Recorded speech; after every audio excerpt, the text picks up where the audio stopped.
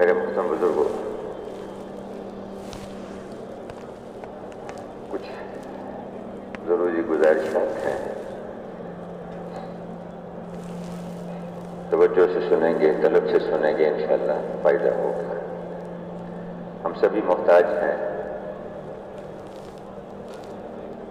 اور مل جل کے ایک محنت میں لگے ہوئے ہیں، اس کو سیکھنے کی کوشش میں لگے ہوئے ہیں۔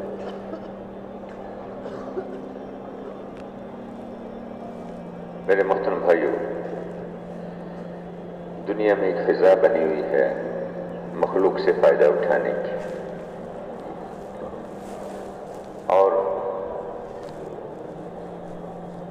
یہ جتنی مخلوق ہے یہ خود بخود نہیں وجود میں آئی، اس کو بنانے والے نے بنایا ہے، اور یہ سب مخلوق چھوٹی بڑی جتنی بھی بنی ہے یہ بدلتی رہتی ہے۔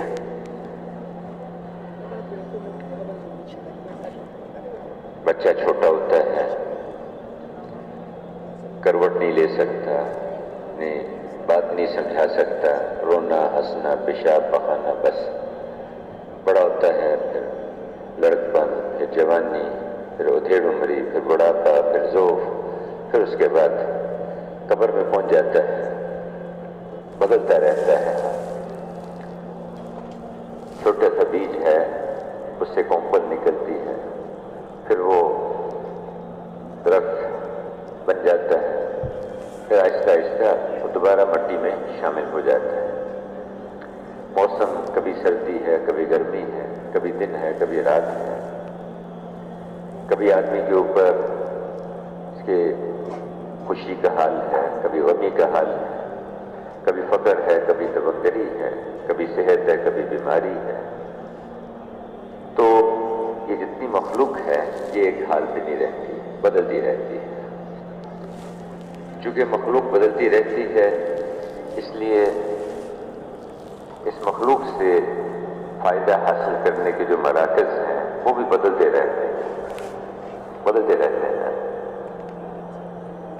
ایک زمانے میں دنیا میں یونان کی تہذیب بہت بڑی تہذیب شمار ہوتی تھی، پھر مصر کا نام دنیا میں چلتا تھا۔ ایک زمانے میں ہندوستان، دلی دنیا کا مرکز تھا، اس کا ڈنکا بجتا تھا۔ اب اور جگہ مراکز بن گئے، کبھی بغداد یہ مرکز ہوتا تھا، تب اور جگہ مراکز بنے ہوئے ہیں۔ کچھ عرصے کے بعد یہ بھی نہیں رہیں گے، یہ بدلتے رہتے ہیں۔ اس لیے مخلوق سے چونکہ مخلوق بدلتی ہے، اس سے جو استفادہ حاصل کرنے کے جو مراکز ہیں وہ بھی بدلتے رہتے ہیں، لیکن اللہ پاک کی ذات نہیں بدلتی، اللہ پاک کی ذات نہیں بدلتی۔ اللہ جیسے ہیں ازل سے ویسے ہی ہیں۔ مخلوق کے اعتبار سے تو بازوقت ترقی شمار ہوتی ہے کہ یہ ریڑھی لگانے والے کا اخبار فروش کا بیٹا تھا، اور کرتے کرتے کرتے ایک پارٹی میں اس کا ممبر بنا، اور اب یہ ملک کا وزیر اعظم بن گیا، ترقی کر لی اس نے۔ یہ بالکل ان پڑھ آدمی تھا، اور کرتے کرتے مدرسے میں داخل ہوا، اس نے حفظ کیا، پھر کتابیں پڑھی، پھر کرتے کرتے شیخ الحدیث بن گئے۔ تو مخلوق کے اعتبار سے تو یہ ترقی شمار ہوتی ہے کہ وہ بہت آگے بڑھ گیا، لیکن اللہ پاک کے اعتبار سے اگر یوں کہا جائے کہ اللہ پاک کا علم آج بڑھ گیا، زیادہ ہو گیا، تو یہ بات اللہ کے اعتبار سے ٹھیک نہیں ہے۔ اس کا مطلب یہ ہوا کہ ماضی میں نعوذ باللہ اللہ کا علم ناقص تھا، اب اللہ کا علم جو ہے وہ بڑھ گیا، اس میں ترقی ہو گئی، اور اللہ پاک ہر زمانے میں ہر کمی سے، ہر نقص سے، ہر عیب سے پاک ہے اللہ پاک۔ تو اللہ پاک نہیں بدلتے،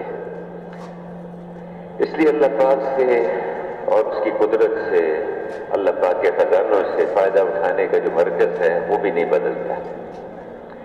اللہ پاک کی قدرت سے فائدہ اٹھانے کا جو مرکز ہے وہ بیت اللہ ہے، بیت اللہ ہے۔ میرے محترم بھائیوں،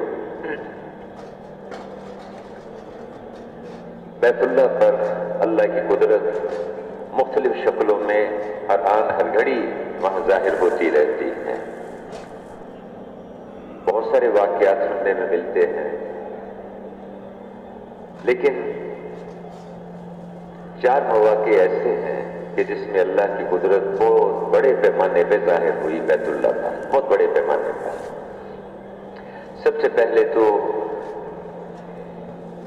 کچھ نہیں تھا، اللہ پاک نے اس کائنات کے بنانے کا ارادہ کیا، عرش کو بنایا، کرسی کو پیدا فرمایا، پھر پانیوں کو پیدا کیا، اس پہ تجلی فرمائی، آسمان بنے، اور پانی پہ اللہ پاک نے جہاں اس وقت بیت اللہ ہے وہاں سے ایک خشکی کا ایک بلبلہ، ایک زمین کا بلبلہ وہاں سے اٹھایا اور اس کو وہاں چاروں طرف پھیلا دیا، تو زمین وجود میں آئی، زمین بن گئی۔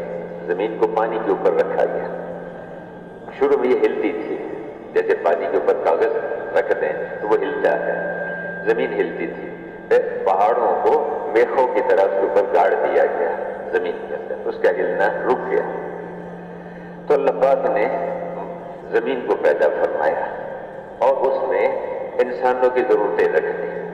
قیامت تک کے آنے والے انسانوں کی ضرورتیں اس زمین کے اندر اللہ نے چھپا دی، اس کے اندر رکھ دی۔ ہر دور میں، ہر زمانے میں لوگ محنت کرتے ہیں، اس کے بقدر ان کو سمجھ آتی ہے۔ پہلے زمانے کے لوگوں نے سمجھا کہ اس مٹی میں، اس زمین میں گندم، چاول، سبزیاں، پھل ہیں، اس اعتبار سے محنت کی، اللہ نے ان کو اس کا فائدہ دیا۔ بعد والوں نے کچھ اور محنت کی، کوشش کی، ان کو سمجھ میں آیا کہ نہیں، اس کے اندر تو بہت ساری دھاتیں ہیں، لوہا ہے، سونا ہے، چاندی ہے، پیتل ہے، اس سے فائدہ اٹھایا۔ پھر بعد والوں کو سمجھ آیا کہ نہیں، اس میں تو انہوں نے اور محنت کی، یہ سمجھ میں آیا کہ اس میں تو تیل ہے، پیٹرول ہے، گیس ہے، اس سے فائدہ اٹھانا شروع کر دیا۔ اب قیامت تک پتہ نہیں کتنی نعمتیں اللہ نے اس مٹی کے اندر، اس زمین کے اندر چھپا رکھی۔ تو خیر کچھ نہیں تھا، آواز اس کی گونج رہی، کچھ نہیں تھا تو اللہ پاک نے اس جہاں بیت اللہ ہے وہاں سے سارے نظام کو پھیلایا، اس کو بچھایا اور اس میں انسانوں کی ضرورتوں کا انتظام کر دیا۔ دوسرے موقع پر بیت اللہ پر اللہ کی جو قدرت ہے جو بڑے پیمانے پر ظاہر ہوئی۔ اب میرے بھائیوں، میں اس کا تھا کہ اللہ نے زمین کو بچھایا اور پھر اللہ نے یہ سارا نظام 6 دن اور رات میں پیدا کیا۔ پھر آخر میں حضرت آدم علیہ السلام کو پیدا فرمایا اور فرشتوں سے کہا کہ ان کو سجدہ کرو۔ فرشتوں نے ان کو سجدہ کیا۔ اس کے بعد پھر کچھ عرصہ جنت میں رکھا، انہی سے ان کی اہلیہ حضرت حوا علیہ السلام کو پیدا کیا۔ پھر ایک چوک ہو گئی اور اس کی وجہ سے اللہ پاک نے ان کو، دونوں میاں بیوی کو زمین پہ اتار دیا۔ اللہ کی اپنی مصلحتیں، حکمتیں ہیں، ان سے پھر اللہ نے آگے بنی آدم کا سلسلہ چلایا اور اس زمین پہ اللہ نے بنی آدم کو آباد فرمایا۔ تو میرے محترم بزرگوں بھائیوں، بڑے پیمانے پر اللہ کی قدرت یہاں ظاہر ہوئی کہ اللہ نے اس ساری کائنات کے اس نقشے کو پیدا فرمایا، زمین کے نقشے کو پیدا فرمایا اور پھر انسانوں کو اللہ پاک نے اس میں بسایا اور انسانوں کی ضرورتوں کا سامان اس میں رکھ دیا۔ دوسرا موقع بیت اللہ پر اللہ کی قدرت جو بڑے پیمانے پر ظاہر ہوئی وہ سیدنا ابراہیم علیہ السلام کے زمانے میں۔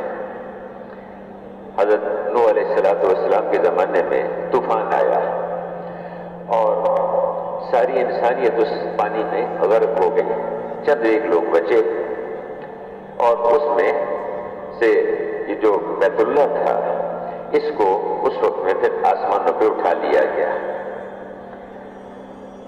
حضرت ابراہیم علیہ السلام کو اللہ پاک نے جب پیدا فرمایا تو آپ نے بڑے ہوئے، پھر آپ نے دعوت دینی شروع کی، اپنی قوم کو سمجھایا، ان کے پاس گئے، ایک ایک آدمی کو دعوت دیتے، اس کو بات کرتے کہ دیکھو بھائی، بتوں سے نہیں ہوتا، اللہ کرتے ہیں، اللہ سے ہوتا ہے اور اعمال پر ہوتا ہے۔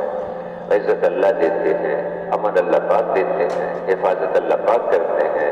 اس ساری کائنات کے خالق اللہ ہیں، اس کے مالک اللہ پاک ہیں۔ نمرود کے پاس گئے، اس کو بھی دعوت دیتے رہے، اس کو بھی سمجھاتے رہے کہ دیکھو اللہ پاک خالق ہیں، اس کے علاوہ کوئی خالق نہیں ہے۔ میں اس خدا کی طرف بلاتا ہوں جو دیکھو بیمار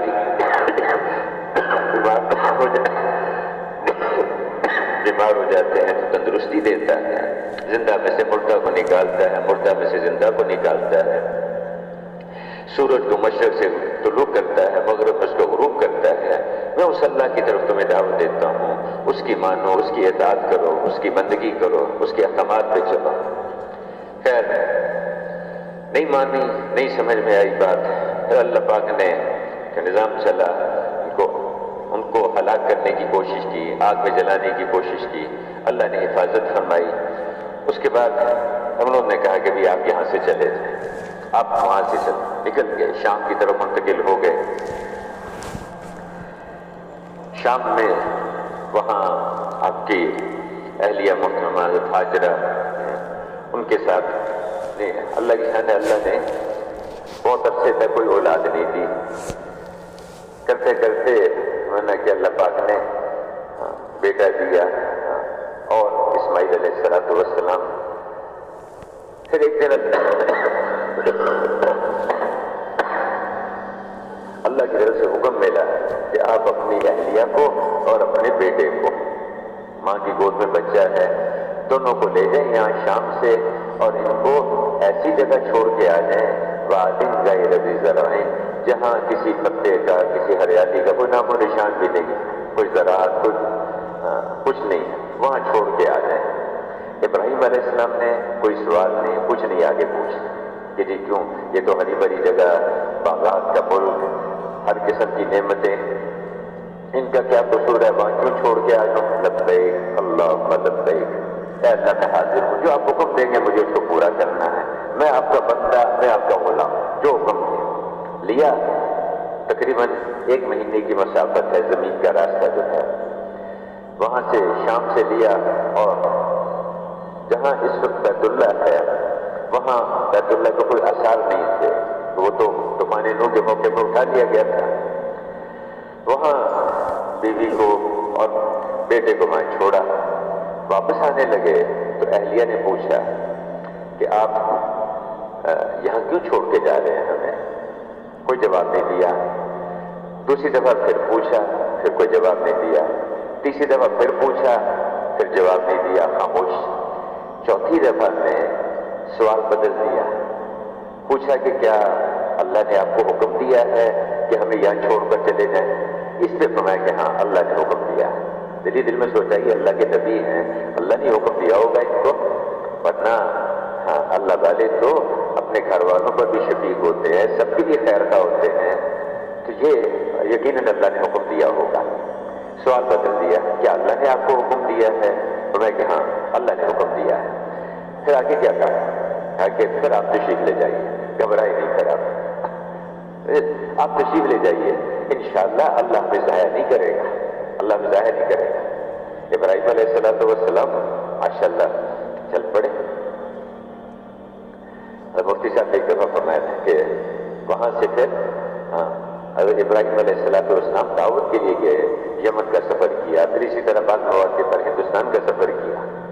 تو خیر وہاں اہلیہ کی تھوڑا سا پانی اور تھوڑی سی کھجوریں وہ ختم ہو گئی۔ اب پریشان ہوئی ماں، بھوک کی وجہ سے نڈھال، ماں کی چھاتی میں دودھ ختم ہو گیا۔ اب بیٹا جو ہے وہ تڑپے، چھوٹا سا بچہ، وہ پیاس کی وجہ سے، بھوک کی وجہ سے بچہ تڑپے۔ ماں اپنی بھوک تو برداشت کر لیتی، لیکن اس بچے کی، اس کے تڑپنا، اس کا بھوکا، اس کا پیاسا ہونا، اس کو کیسے برداشت کرے؟ اب وہ پریشان ہوئی، صفا پر چڑھی، وہاں جا کے دیکھا کہ شاید کوئی مل جائے، کوئی قافلہ کوئی پاس سے گزرتا ہوا، کوئی انتظام ہو جائے، کچھ نہیں نظر آیا۔ پھر بے چینی سے نیچے اتری اور صفا سے مروہ کی طرف کو چلی۔ راستے میں ایک وہ برساتی ایک نالا تھا، وہاں سے جب گزرتے وہ نیچے تھا، نشیب تھا، تو اس میں تیزی سے گزرتی کہ بچے پر نظر نہیں رہتی، دکھائی نہیں دیتا تھا، وہاں سے تیزی سے گزرتی تھی.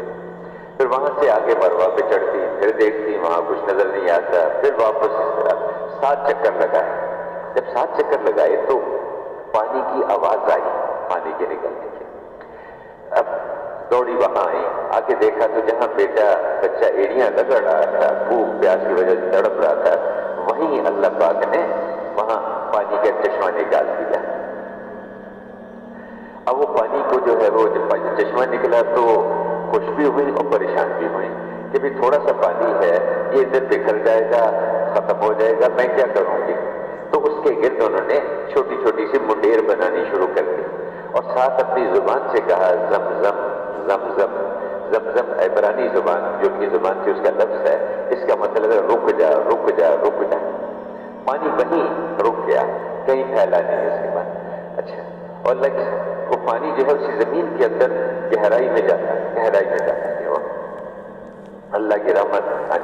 حضور نے فرمایا کہ اگر وہ اللہ کے بندی یہ 2 کام نہ کرتی، منڈیر نہ بناتی اور وہاں زمزم نہ کہتی ان کو، یہ پانی اللہ کی رحمت سے اس جوش سے نکلا تھا کہ وہاں سے ساری دنیا میں پہنچ جاتا، دریاؤں کی شکل میں، مختلف شکلوں میں پہنچ جاتا.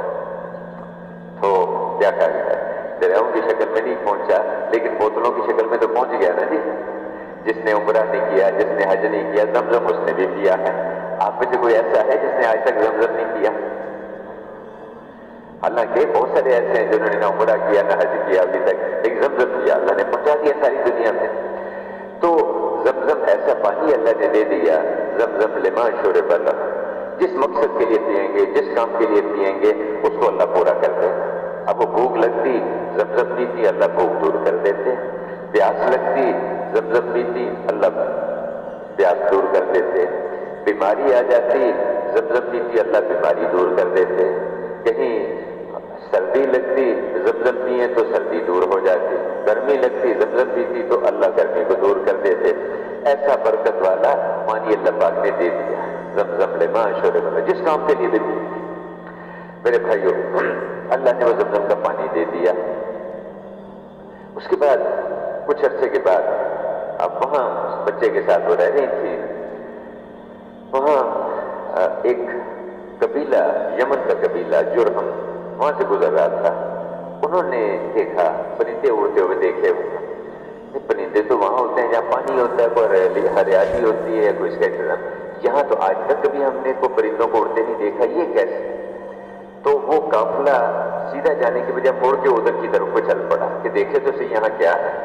جب وہاں آئے تو دیکھا کہ ایک عورت ہے، بڑھیا ہے، اس کی گود میں چھوٹا سا بچہ ہے اور وہاں پانی کا انتظام ہے.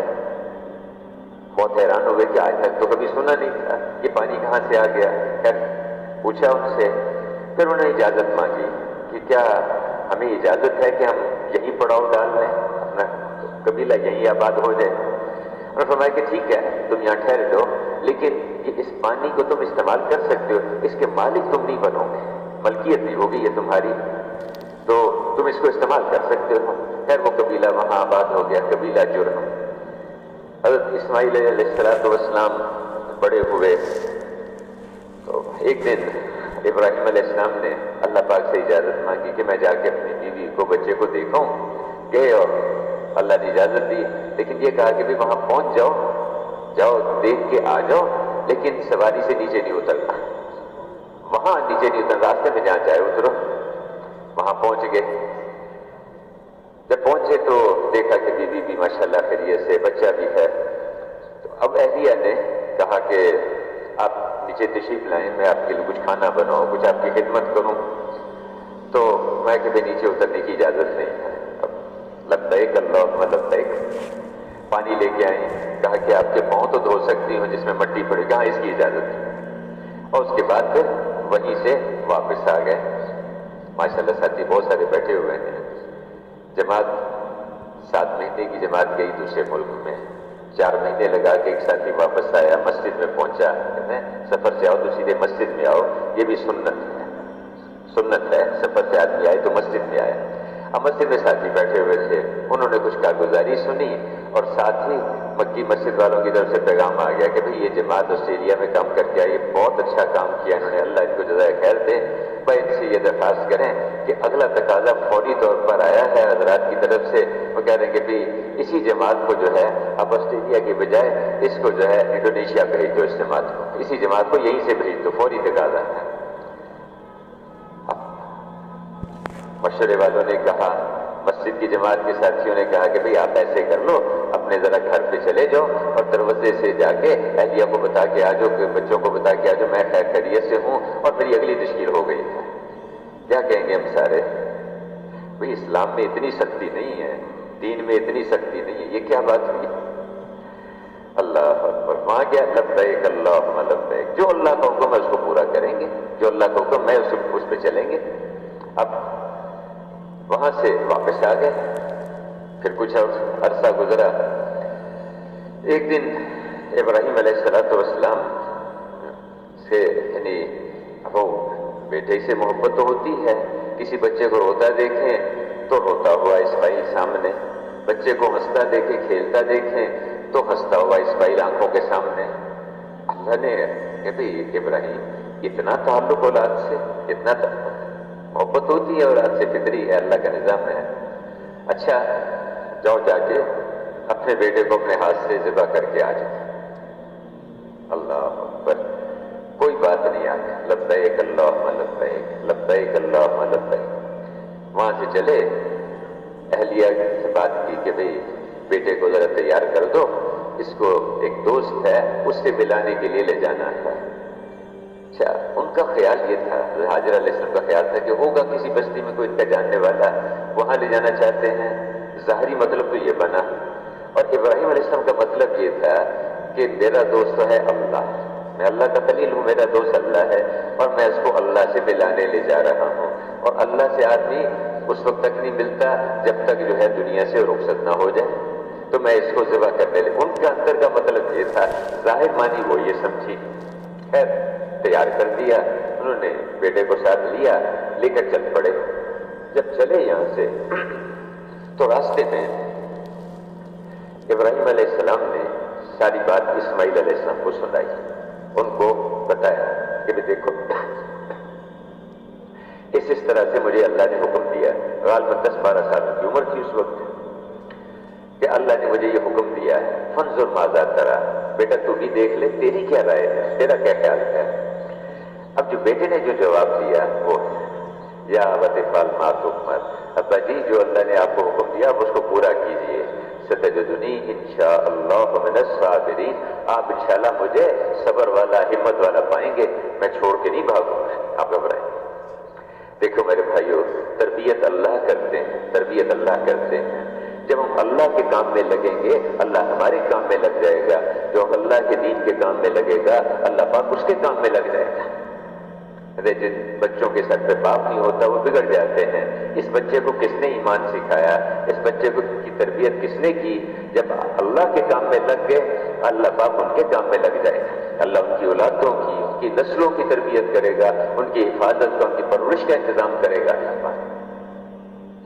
اب لے کے چلے، راستے میں وہ ابراہیم علیہ السلام اسماعیل علیہ السلام انگلی پکڑی ہوئے ساتھ جا رہے ہیں، کیسا محبت کا منظر ہے، سامنے شیطان اس پہ زمین سے نکلا، اسماعیل علیہ السلام کی طرف اشارہ کیا کہ یہ تیری گردن جو ہے یہاں سے کٹے گی اب یہاں، اور تجھے ذبح کرے گا۔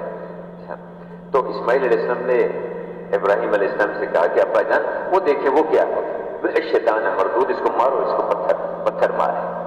آگے بڑھے، پھر دوبارہ نکلا، پھر اس نے یہ اشارہ کیا کہ دیکھو تیری گردن کٹے گی، اب تجھے بھاگ جا یہاں سے، بھاگ جا۔ پھر کہا ابا جی یہ دیکھنا، مارو پتھر اس کو۔ پھر آگے تیسری دفعہ پھر نکلا، پھر مارو پتھر اس کو۔ مکہ سے جب مینا کی طرف ہوا تو وہاں اب شیطان یہاں سے تو مایوس ہو گیا کہ یہ بچہ جو ہے یہ تو میرے قابو میں نہیں آ رہا، وہاں سے چلا گیا ایک بڑھیا کی شکل میں حضرت حاجرہ علیہ السلام کے پاس، ان سے جا کے کہا کہ رونا شروع کر دیا، بینڈ ڈالنے شروع کر دیا کہ ارض تو اجڑ گئی، تیری तो गोद उजड़ी, तेरा तो सब कुछ लग गया, तेरा क्या हुआ बस तेरा बेटा जो है वो उसको जो है इब्राहिम उसको जान से मार देगा, उसको ज़िबा कर देगा। भाई कैसे हो सकता है? अब अल्लाह यानी तो बाप है, बाप कभी बेटे को कत्ल करता है, बेटे को ज़िबा करता है? ये कभी हो सकता है? नहीं, वो जरूर उसको कत्ल करेगा, उसको जरूर ज़िबा करेगा। भाई नहीं हो सकता, वो तो अल्लाह के नबी हैं, अल्लाह के नबी हैं, और नबी तो यानी सैकड़ों बाप से ज्यादा शफीक होता है, कैसे ये नहीं होगा? नहीं, अल्लाह ने उसको हुक्म दिया है, इसलिए इब्राहिम उसको, अच्छा अल्लाह ने हुक्म दिया है और तू अल्लाह के हुक्म से रोकने वाली तू आ गई, हाँ तो यकीनन शैतान है, भाग यहाँ से, मरदूद शैतान यहाँ से निकल जा। अगर अल्लाह ने हुक्म दिया है कि मेरे बेटे को इब्राहिम अलैहिस्सलाम अपने हाथ से ज़िबा कर दे, लब्बैक अल्लाहुम्मा लब्बैक, मैं इसके लिए तैयार हूँ, मैं इसके लिए तैयार हूँ। हाजरा अलैहिस्सलाम भी आइए, इसलिए कहते हैं घरों पर भी मेहनत करनी चाहिए, अपनी औरतों पर, अपने बच्चों पर, उनको भी ईमान सिखाना, उनको भी अल्लाह की इताअत सिखाना, उनको भी अल्लाह के सामने झुकना, अल्लाह की फरमाबरदारी, अल्लाह की बंदगी सिखाना। और फरमाते थे कि तबलीग का खुलासा क्या है कि हर मुसलमान में ये बात पैदा हो जाए कि मुझे अल्लाह पर जान कुर्बान करनी है, मुझे अल्लाह की माननी है, हजूर के तरीके पर माननी है। हम मेरे भाई एक मुसलमान भी ये बात पैदा करें कि देखो हमने अल्लाह की माननी है और अल्लाह के रसूल के तरीके पर माननी है। हमने ताजर में ये बात आए, जिम्मेदार में ये बात आए, हाकिम में ये बात आए, मफहूम में ये बात आए, फकीर में ये बात आए, मालदार में, गरीब में, हर एक के अंदर ये बात आ जाए कि हमने अल्लाह की माननी है और हुजूर के तरीके पे माननी है, अल्लाह की माननी है, हुजूर के तरीके पर माननी है। इस पे हर एक को एक के पास जाके उसको पे तैयार करना कि देखो हमें हमारा कोई काम नहीं है, वह अल्लाह पे हमने जान लगानी है, ऐसे जान कुर्बान करनी है जैसे हुजूर सल्लल्लाहु अलैहि वसल्लम ने 23 बरस जान कुर्बान की, इस तरह जान कुर्बान करनी है अल्लाह पर, अल्लाह के दीन पर। है अब इस्माइल अलैहिस्सलाम ने उनको लिटाया, छुरी रखी, जब ज़िबा करने लगे तो अल्लाह पाक देखो इब्राहिम अलैहिस्सलाम का और इस्माइल अलैहिस्सलाम का किस्सा यहाँ खत्म हो गया। ये तो फिर अल्लाह पाक की कुदरत आगे जाहिर हुई, वो तो कामयाब हो गए। फिर अल्लाह पाक ने अपनी कुदरत दिखाई, अब छुरी चला रहे हैं और गर्दन कट नहीं रही, और फिर अल्लाह पाक ने जो है आसमानों से मेंढा भेजा, उसको ज़िबा किया। मैं कि इब्राहिम तूने अपने ख्वाब को सच्चा कर दिखाया, कद सद्दक़्ता रुया, तूने अपने यहाँ अल्लाह ने कहा फलम्मा अस्लमा, ये है मेरे भाइयों इस्लाम, ये है इस्लाम कि आदमी अल्लाह के नाम पर सब कुछ कुर्बान करने के लिए तैयार हो जाए, अल्लाह के दीन पर, अल्लाह के नाम पर जो अल्लाह का हुक्म होगा उसे हम पूरा करेंगे। फिर मेरे भाइयों इसमें इस्माइल अलैहिस्सलाम बड़े हुए, इब्राहिम अलैहिस्सलाम फिर चले गए, और फिर उनकी उसी कबीला जुर्म में शादी हुई। उसी फरमाया कि भाई ये जो यमन वाले हैं ना जी, इनका भी हक है हमारे ऊपर, क्योंकि हमारी दादी जो थी हजरत इस्माइल अलैहिस्सलाम की अहलिया वो यमन से थी और हजरत हाजरा अलैहिस्सलाम ये मिस्र से थी, इसलिए मिस्र वालों का भी हमारे ऊपर हक है। तो खैर मेरे बुजुर्ग भाइयों, अब वो बड़े हुए, शादी हुई, और उसके बाद फिर इब्राहिम अलैहिस्सलाम एक दिन घर तशरीफ लाए, वहाँ सफर करके आए तो उनकी अहलिया घर में थी। उन्होंने पूछा कि इस्माइल कहाँ है? कहने लगी कि वो कहीं बाहर गए हुए हैं। तो पूछा कि जिंदगी कैसी तुम्हारी गुजर रही है? ये नहीं बताया कि मैं उसका बाप हूँ, लेकिन कि बस क्या करें, उसमें कुछ खाने को कुछ नहीं होता, कभी कोई शिकार करके ले आते हैं, को मिल जाता है, और मैं जो है ना कोई ढंग का पीने को नहीं, को पहनने को नहीं, कुछ भी, बस ऐसे गुर्बत में कसम कुर्सी में जिंदगी गुजर रही है, कुछ भी नहीं हमारे पास। तो इब्राहिम अलैहिस्सलाम ने से कहा कि जब वो इस्माइल आए ना शिकार से, तो उनको कहना कि फलां शख्स आया था और वो ये कह गया है कि अपने घर की चौखट बदल लो। बहुत अच्छे। जब इस्माइल अलैहिस्सलाम वापस आए तो उन्होंने पूछा कि कोई आया था? कहा कि ऐसे बड़े भी आए थे और वो ये कह गए हैं। कहा कि इसका मतलब ये है, मुझे क्या कह गए हैं कि इस औरत को तुम तलाक दे दो, अच्छा तुम आज से फारिग हो। है कि ऐसी नाशुक्री औरत अल्लाह वालों के घर में, वो तो बर्दाश्त करते हैं, सब्र करते हैं, मैं कि तुम्हारे लिए मुनासिब नहीं है। उसके बाद फिर कुछ अर्से के बाद दोबारा आए तो दूसरी शादी हुई थी। जब वो घर में पूछा अहलिया के लिए, अल्लाह का शुक्र है, सब कुछ अल्लाह का दिया हुआ है, और اس میں جو اللہ کی جتنی نعمتیں ہیں سب موجود ہیں، اللہ کا فضل ہے۔ ہاں کبھی کبھی جو ہے شکار کا گوشت بھی مل جاتا ہے تو یہ زمزم پیتے ہیں، اس سے اللہ پاک ہر قسم کی ضرورتیں اللہ پوری کرتے ہیں۔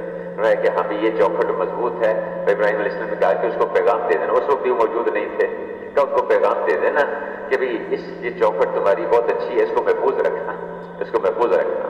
تو خیر اسماعیل علیہ السلام بڑے ہوئے، پھر اللہ پاک نے حکم دیا کہ ابراہیم آپ اور اسماعیل دونوں مل کے بیت اللہ کی تعمیر کریں۔ بیت اللہ کی طرف فرشتے کو بھیجا، اس نے وہ جو بنیادیں جو گم ہو گئی تھیں وہ آ کے بتائیں، طوفان نوح میں جو گم ہو گئی تھی وہ بنیادیں جو ہے وہ دکھائیں۔ اس پہ ابراہیم علیہ السلام نے اور اسماعیل علیہ السلام نے وہاں تعمیر شروع کی بیت اللہ کی۔ اور آج بھی وہ حج پہ جاتے ہیں، بیت اللہ پہ طواف کرتے ہیں تو وہاں مقام ابراہیم، وہاں ابراہیم وہ پتھر جس پہ کھڑے ہو کر ابراہیم علیہ السلام علیہ السلام اس کی تعمیر کرتے تھے، وہ پتھر اونچا نیچے ہوتا تھا اور ساتھ ساتھ اوپر ہوتا تھا، اس پتھر پہ ان کے پیروں کے نشان آج بھی موجود ہیں ابراہیم علیہ السلام کے۔ تو میرے بھائیو بیت اللہ کی تعمیر ہو گئی۔ جب تعمیر ہوئی تو اب اللہ پاک نے ابراہیم علیہ السلام نے اللہ پاک سے دعا مانگی اور کہ اللہ نے فرمایا کہ میں ساری دنیا کو بلاؤ کہ یہاں آ کے اس بیت اللہ کا حج کرے۔ یا اللہ میری آواز کہاں تک پہنچے گی؟ تو آواز لگانا تمہارا کام، پہنچانا ہمارا کام، تم آواز لگاؤ۔ ابراہیم علیہ السلام نے آواز لگائی کہ سب اس گھر کی زیارت کے لیے آؤ، تو اللہ کی شان ہے، اللہ پاک نے اس آواز کو ساری دنیا میں پہنچا دیا۔ اگر آج کا انسان اس پہ فخر کر رہا ہے کہ جی میں یہاں بولتا ہوں ساری دنیا میں ایک ہی وقت میں آواز سنی جاتی ہے، تو یہ کون سی بڑی بات ہے؟ ابراہیم علیہ السلام نے آواز لگائی، اللہ نے ساری دنیا میں اس آواز کو پہنچا دیا۔ پھر صرف اتنا نہیں بلکہ عالم ارواح میں اس کو پہنچا دیا۔ جو روحیں ابھی تک دنیا میں آئی نہیں تھی، آئندہ آنا انہوں نے، جس روح نے اس آواز پہ لبیک کہا، جتنی دفعہ لبیک کہا اتنی دفعہ ان کو حج کی توفیق ملے گی، جتنی دفعہ لبیک کہا۔ پھر ابراہیم علیہ السلام نے دعا مانگی کہ اللہ آپ کو قربانی پسند ہے، ایک گھرانے نے قربانی کی، آپ سے درخواست ہے کہ آپ پوری امت ایسی پیدا کر دیں جو اسی طرح سے دین کے لیے قربانیاں کرنے والی ہو، اور اے اللہ ان کے اندر ایسے نبی پیدا فرما دیں جو ان کو دعوت بھی دیں، جو ان کا تزکیہ بھی کریں، جو ان کو علم بھی سکھائیں۔ اے اللہ ایسے نبی ان کے اندر پیدا فرما دیں، اے قربانیوں والی امت پیدا کر دے، اور پھر اللہ ان کے لیے پھلوں کا انتظام کر دے، ان کو امن عطا فرما دے۔ ابراہیم علیہ السلام نے وہاں دعائیں مانگی، اسماعیل علیہ السلام نے دعائیں مانگی، اور میرے بھائیوں اللہ پاک نے ان کی دعاؤں کی برکت سے اللہ نے حضور صلی اللہ علیہ وسلم کو اسماعیل علیہ السلام کی اولاد میں پہلے اسماعیل علیہ السلام کی اولاد میں اللہ نے حضور صلی اللہ علیہ وسلم کو پیدا فرمایا، اور پوری امت اللہ نے ایسی پیدا فرما دی جو کہ اسی طرح سے قربانیاں کرنے والی۔ اور میرے بھائیوں جس بیت اللہ پر ایک گھر کی پرورش کا، ایک گھرانے کی پرورش کا انتظام نہیں تھا، اللہ پاک نے اس گھرانے میں ہزاروں نہیں، لاکھوں نہیں، کروڑوں اربوں کی پرورش کا انتظام کر دیا ہے کہ نہیں معاملہ؟ آج جو پھل دنیا میں کہیں نہیں ملے گا بیت اللہ پہ ملے گا، وہاں مکہ مکرمہ میں ملے گا۔ تو اللہ پاک نے ہزاروں لاکھوں کروڑوں کی پرورش کا انتظام اللہ نے اسی بیت اللہ پر کر دیا۔ میرے بھائیوں تو بڑے پیمانے پر اللہ کی قدرت وہاں بیت اللہ پر دوسرے موقع پر حضرت ابراہیم علیہ السلام کے زمانے میں ظاہر، قربانی تو ہوئی، لیکن میرے بھائیوں آج جتنے اعمال وہاں ہیں، اس بیت اللہ پہ جتنے اعمال ہیں، وہاں کا طواف ہے، وہاں کی وہ صحیح ہے، اسی طرح زمزم ہے، اس پہ جو جتنی دعائیں مانگتے ہیں یہ سب ابراہیم علیہ السلام اور ان کے گھرانے کو یہ اجر مل رہا ہے، اس کا ثواب ملتا ہے۔ تیسرے موقع پر جس میں بڑے پیمانے پر اللہ کی قدرت بیت اللہ پر ظاہر ہوئی، وہ حضور صلی اللہ علیہ وسلم کی جب ولادت ہوئی اسی سال، اس موقع پر یمن کا ایک بادشاہ تھا، ابرہا اس کا نام تھا۔ اس نے کہا کہ یہ لوگ جو ہیں یہاں سے بیت اللہ کی طرف جاتے ہیں، مکہ مکرمہ کی طرف جاتے ہیں، حج کرتے ہیں، عمرہ کرتے ہیں، طواف کرتے ہیں، اور یہاں کے وسائل، یہاں کا مال ادھر لے کے جاتے ہیں، وہاں خرچ کرتے ہیں، اس لیے اپنے وسائل کو یہیں رکھنا چاہیے، باہر کیوں جاتے ہیں؟ اللہ کہ بھائی رب تو اللہ ہے، پالنے والے اللہ ہے بھائی، اس سے اس کا کوئی سروکار نہیں، اس سے کوئی تعلق نہیں اس کا۔ تو اب وہ روکنا چاہیے ان کو کہ وہاں کیوں جاتے ہیں، یہی خرچ کریں، یہی رہیں۔ اس نے اپنے وزیروں سے مشورہ کیا، انہوں نے کہا جی ایسے کریں جیسا وہاں ایک گھر بنا ہوا ہے ایسا ہی گھر یہاں بھی ایک بنا دیتے ہیں، یمن میں بھی گھر بنا دیا، بہت اچھا اعلان کر دیا، پوری مملکت میں، پورے یمن میں اعلان ہو گیا کہ آئندہ آپ کو وہاں جانے کی ضرورت نہیں ہے، ہم نے یہاں ایک گھر بنایا ہے اسی طرح کا، اس سے زیادہ اچھا گھر ہم نے بنا دیا ہے، تو آئندہ آپ لوگ یہیں طواف کریں، یہیں اسی گھر کی عبادت کیا کریں، آگے جانے کی ضرورت نہیں ہے۔ کوئی نہیں آیا، پھر اعلان ہوا، کوئی نہیں آیا، کئی دن تک اسی طرح ہو گیا، بادشاہ بھی پریشان، وزیر بھی پریشان۔ ایک دن کیا ہوا کہ رات کے وقت میں 2-3 نوجوان اندر گئے، اندر خوب پیشاب پخانہ کر کے آ گئے، اور یہ سمجھایا، یہ بتایا کہ یہاں ہم عبادت کرنے کے لیے تو نہیں آئیں گے، ہم پخانہ کرنے کے لیے ضرور آئیں گے یہاں پر۔ اس سے جب اس کو خبر ملی تو غصے میں آ گیا، بہت ناراض ہوا، کیا کریں؟ اس کے وزیروں نے اگلا مشورہ دیا۔ مولانا محمد احمد صاحب رحمۃ اللہ فرمایا کرتے تھے کہ آدھا پاگل تو آدمی حکومت کے نشے میں ہو جاتا ہے، آدھا پاگل، اور باقی جو تھوڑی سی عقل ہوتی ہے وہ اس کے وزیر مشیر اس سے لے لیتے ہیں۔ تو اب وہ مشورہ کیا ان سے، انہوں نے کہا جی ایسے کریں، اس گھر کی عبادت اس وقت ہوگی جب آپ اس بیت اللہ کو گرائیں گے۔ اب یہ عقل نہیں، یہ سمجھ نہیں کہ وہ بیت اللہ تو قربانیوں سے وجود میں آیا، ابراہیم علیہ السلام، اسماعیل علیہ السلام اور ان کے پورے گھرانے کی قربانیاں، اس کی وجہ سے وہ بیت اللہ جو ہے وہ تعمیر ہوا، اس کو تم کیسے گرا سکتے ہو؟ تو ایک ہے مال کی بنیادوں پہ چلنا، حکومت کی بنیادوں پہ چلنا، دل حکومتیں نہیں پلٹ سکتی، مال کی وجہ سے دلوں کو نہیں پلٹا جا سکتا، دل تو قربانیوں سے پلٹتے ہیں، اور دل جب مشقتوں کے ساتھ دین کا کام کیا جاتا ہے اور قربانیوں کے ساتھ دین کا کام کیا جاتا ہے، اس سے اللہ پاک دلوں کو پلٹتے ہیں، دلوں کے اندر یہ بات آتی ہے کہ ہاں ان کی مانو، ان کے پیچھے چلو۔ وہ پورے گھرانے کی قربانیاں، اس پہ اللہ پاک نے بیت اللہ کو اس کی تعمیر کروائی اس سے۔ اب چلا وہاں سے، اس زمانے میں سب سے بڑی جو قوت ہوتی تھی وہ ہاتھیوں کا لشکر تھا، ہاتھیوں کا لشکر لے لیا اس نے کہ اب جا کے بیت اللہ کو گرانا ہے۔ وہاں سے چلا، چلتے چلتے وہاں جب مزدلفہ کے پاس پہنچے، وادی محصر اس سے پہلے وہاں پہنچے تو اس کے آدمیوں نے حضور صلی اللہ علیہ وسلم کے دادا عبد المطلب ان کے کچھ اونٹ پکڑ لیے اور پکڑ کے لے آئے۔ عبد المطلب کو پتا چلا کہ اس طرح سے ابرہہ آیا ہے اپنی فوجوں کے ساتھ بیت اللہ کو گرانے کے لیے، بیت اللہ کے سردار تھے وہاں کے، انہوں نے پتا چلا کہ بھی اس کے آدمیوں نے ان کو اونٹ پکڑ لیے۔ وہاں سے وہ آئے، آ کے کہا کہ بات کرتا ہوں ابرہہ سے۔ ابرہہ کے آدمیوں نے بتایا کہ اس طرح مکہ کے جو سردار ہیں عبد المطلب وہ آئے ہیں آپ سے بات کرنے کے لیے۔ ابرہہ کا خیال یہ تھا کہ وہ آئے ہوں گے کہ مجھے روکے، منع کرے کہ تم کیوں حملہ کرنے کے لیے آئے ہو یہاں پر، بیت اللہ ہے اس سے۔ تو اب وہ آئے، جب بیٹھے بات چیت ہوئی تو انہوں نے کہا کہ تیرے آدمیوں نے میرے اونٹ پکڑ لیے ہیں، تیرے آدمیوں نے میرے اونٹ پکڑ لیے ہیں، ان سے کہو کہ میرے اونٹ واپس کریں۔ اس نے آدمیوں کو بلایا، کبھی ان کے اونٹ واپس کر دو، یہ سردار ہیں یہاں کے، اونٹ واپس کر دیے۔ اس نے اگلی سوال پوچھا، اگلی بات پوچھی اس نے کہ آپ کو معلوم ہے کہ میں یہاں بیت اللہ کو گرانے کے لیے آیا، آپ جانتے ہیں، اور آپ نے مجھ سے بیت اللہ کی کوئی بات نہیں کی، آپ یہاں کے سردار ہیں، آپ مجھ سے اپنے اونٹوں کی بات کر رہے ہیں۔ اس پہ فرمایا، کہا کہ دیکھو بات یہ ہے کہ ان اونٹوں کا مالک میں ہوں، اس گھر کا بھی ایک مالک ہے، اس گھر کا بھی رب ہے، اس کا مالک بھی ہے، وہ اپنے گھر کی حفاظت کرنا بہت اچھی طرح سے جانتا ہے، بہت اچھی طرح جانتا ہے۔ میرے بھائیوں، جب موت آتی ہے تو بیت اللہ پہ اس کے خلاف منصوبے بنانے شروع کر دیتا ہے، اس پہ تدبیریں اپنی چلانی شروع کر دیتا ہے۔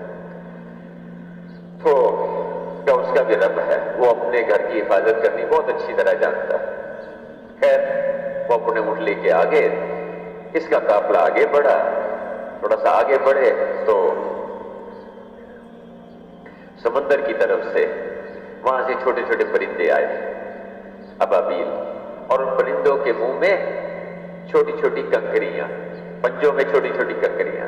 ہاتھیوں کا لشکر، اللہ نے اس کو ختم کرنے کے لیے کوئی مقابلے پہ ہاتھی نہیں بھیجے، کوئی اللہ پاک نے کوئی مقابلے پر کوئی جانور نہیں بھیجے، کوئی کتے، کوئی بھیڑیے نہیں بھیجے، چھوٹے چھوٹے پرندے۔ اچھا، پرندوں کو بھی یہ نہیں کہا کہ ان کی آنکھوں میں پنجے ہی مار دو، یہ بھی نہیں کیا، بلکہ پرندوں کے منہ میں چھوٹے چھوٹے سے کنکر، اور وہ پرندے اوپر آئے اور ایک کنکر اوپر سے گراتے، جو فوجی، جو سپاہی، اس کے سر پہ گرتا، اس کی لوہے کی ٹوپی کو کاٹتا، پھر اس کی کھوپڑی کو کاٹتا، اس کے جسم کو کاٹتا، وہاں سے گزر کے ہاتھی کے جسم میں داخل ہوتا، ہاتھی کو کاٹتا اور زمین پہ جا کے دھس جاتا، اور تھوڑی دیر میں وہ سارا ہاتھیوں والا لشکر، الم تر کیف فعل ربک باصحاب الفیل، تم نے نہیں دیکھا کہ تمہارے رب نے اس ہاتھیوں والے لشکر کے ساتھ کیا کیا؟ ایسے کر دیا کہ جیسے جانور گھاس کو چر کے چپا کے تھوک دیتا ہے، ایسے کر دیا اس کو۔ میرے بھائیو، اللہ کی قدرت آج بھی اسی طرح سے موجود ہے، تو اللہ پاک نے اس ہاتھیوں والے لشکر کا صفایا کر دیا۔ اور میرے بھائیو، تیسرے موقع پر اللہ کی قدرت یہ ابرہہ کے واقعے میں ظاہر بڑے پیمانے پر ظاہر، بڑے پیمانے پر، کہ جو بیت اللہ کے اس کے خلاف وہ منصوبے بنائے گا، اللہ پاک اس کے ساتھ اس طرح سے انتظام کرے گا۔ میرے بھائیو، اور چوتھا موقع، جس موقع پر اللہ کی قدرت بڑے پیمانے پر ظاہر ہوئی بیت اللہ پر، کہ وہاں اللہ پاک نے حضور صلی اللہ علیہ وسلم کو پیدا فرمایا، اسی مکہ مکرمہ میں، اسی بیت اللہ۔ اب تو وہ گھر جو ہے وہ بیت اللہ کے اس کے بیچ میں آ گیا ہوا ہے، جہاں حضور صلی اللہ علیہ وسلم کی ولادت ہوئی۔ تو آپ جب پیدا ہوئے تو یتیم، والد کا آپ کی پیدائش سے پہلے انتقال ہو گیا۔ 6 سال کی عمر ہوئی تو والدہ آمنہ رضی اللہ عنہا، ان کا بھی انتقال ہو گیا۔ 8 سال کی عمر ہوئی تو دادا بڑی محبت کرتے تھے، یعنی چونکہ سردار تھے، ان کے لیے ایک قالین بچھا ہوتا تھا بیت اللہ کے ساتھ، اس سے سہارا لگا کے بیت اللہ کی دیوار کے ساتھ وہاں بیٹھا کرتے تھے۔ کسی کو اس قالین پہ بیٹھنے کی اجازت نہیں تھی سوائے حضور صلی اللہ علیہ وسلم کے، کہ یہ میرا بیٹا جو ہے بھائی، اس کو کوئی نہیں روکے گا، وہ وہاں بیٹھا کرتے تھے۔ تو آپ صلی اللہ علیہ وسلم کے دادا وہ بہت شفقت اور محبت سے پرورش کرتے تھے۔ 8 سال کے ہوئے تو دادا کو بھی اللہ نے لے لیا، وہ بھی انتقال کر گئے۔ اب یتیم بچہ، نہ باپ، نہ ماں، نہ دادا۔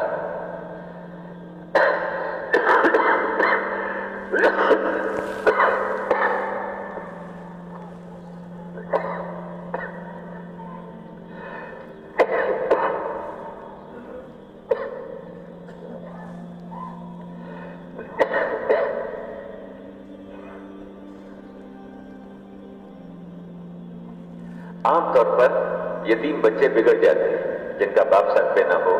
اللہ پاک نے ابراہیم علیہ السلام کے بچے کی بھی تربیت فرمائی، اور حضور صلی اللہ علیہ وسلم کو اللہ پاک نے کیسی تربیت فرمائی۔ اب چچا نے پرورش میں لے لیا، ابو طالب نے، انہوں نے پرورش میں لیا، گھرانہ عیالدار تھا، غریب تھے، تو اس کا کچھ اتنا کافی نہیں ہوتا تھا گھر میں۔ تو حضور صلی اللہ علیہ وسلم نے اس عمر میں 8-10 سال کی، 10-12 سال کی عمر میں، ماتے کہ تھوڑی سی اجرت کے لیے میں بکریاں چرایا کرتا تھا، بکریاں چراتا تھا تاکہ کچھ گھر کا گزارا ہو جائے۔ اب میرے بھائیوں، جب آپ صلی اللہ علیہ وسلم بڑے ہوئے، آپ نے 40 سال کے بیچ میں گزارے، اور زندگی ایسی گزاری آپ نے، آپ کے اخلاق ایسے شاندار، یعنی آپ امین ہیں، صادق ہیں، ساری قوم اپنے مسائل آپ کے پاس لے کر آتی ہے۔ بیت اللہ کی دوبارہ جب تعمیر کرنے لگے تو اس میں تھوڑا سا جھگڑا ہو گیا، اور ہر قبیلہ کہے کہ وہ جو حجر اسود ہے ہم لگائیں گے، دوسرا قبیلہ کہے ہم لگائیں گے، تیسرا کہا کہ اتنے میں جو صبح جو سب سے پہلے بیت اللہ پہ آئے گا اس سے فیصلہ کروائیں گے۔ اگلے دن صبح حضور صلی اللہ علیہ وسلم آ رہے تھے، دیکھا کہ وہ محمد آ گئے، یہ صادق ہے، امین ہے، یہ سب سے اچھا فیصلہ کریں گے۔ ایسے معروف تھے، ہر جھگڑے میں آخر میں ان سے پوچھ لیتے تھے، اور دشمن بھی کہتے کہ بھی یہ سچے ہیں، امانت دار ہیں۔ آپ صلی اللہ علیہ وسلم نے وہ سارے قبائل کو، جتنے قبیلے تھے ان کے کہا کہ بھی تم ایسے کرو، تمہارا ایک ایک آدمی آ جائے، ہر قبیلے کا سردار آگے آ جائے، ایک چادر کے اوپر اس حجر اسود کو رکھ دیا، کہا کہ سب اٹھا کے لے چلو وہاں پر۔ سب نے اٹھا کے لے آئے وہاں پر، اور آپ نے پھر اپنے ہاتھوں سے اس کو وہاں پر لگا دیا۔ کہ ایسا شاندار فیصلہ کہ سب کو اس میں مطمئن کر دیا، سب کو ایسے۔ لیکن میرے بھائیوں، صرف اس سے لوگوں کی زندگیاں نہیں بدلی، اس سے لوگ اسلام میں داخل نہیں ہوئے، اس سے لوگوں نے اپنے کفر کو نہیں چھوڑا، کیونکہ اسلام جو پھیلتا ہے وہ دعوت سے پھیلتا ہے۔ اسلام جو ہے وہ دعوت سے زندگیاں بدلتی ہیں، دعوت کے ساتھ یہ ساری چیزیں ہوں گی، نماز بھی ہے، ذکر بھی ہے، اخلاق بھی ہیں، یہ سب چیزیں دعوت کے ساتھ ہے۔ دعوت زندگیوں کو بدلتی ہے، دعوت زندگیوں کو پلٹتی ہے۔ صرف اخلاق سے اسلام نہیں پھیلتا، اخلاق معمول ہوتے ہیں، لیکن جو زندگیاں جو بدلیں گی وہ دعوت سے بدلیں گی۔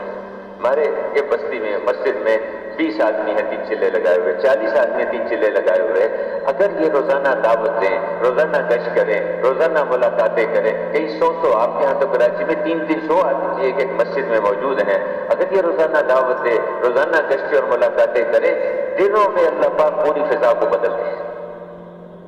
دعوت سے زندگیاں بدلتی ہیں، دعوت سے لوگ پلٹتے ہیں۔ تو خیر 40 سال آپ نے بیچ میں گزارے، اور لوگوں کو اعتماد بھی، اور ایسے امین ہیں، صادق ہیں، سچے ہیں۔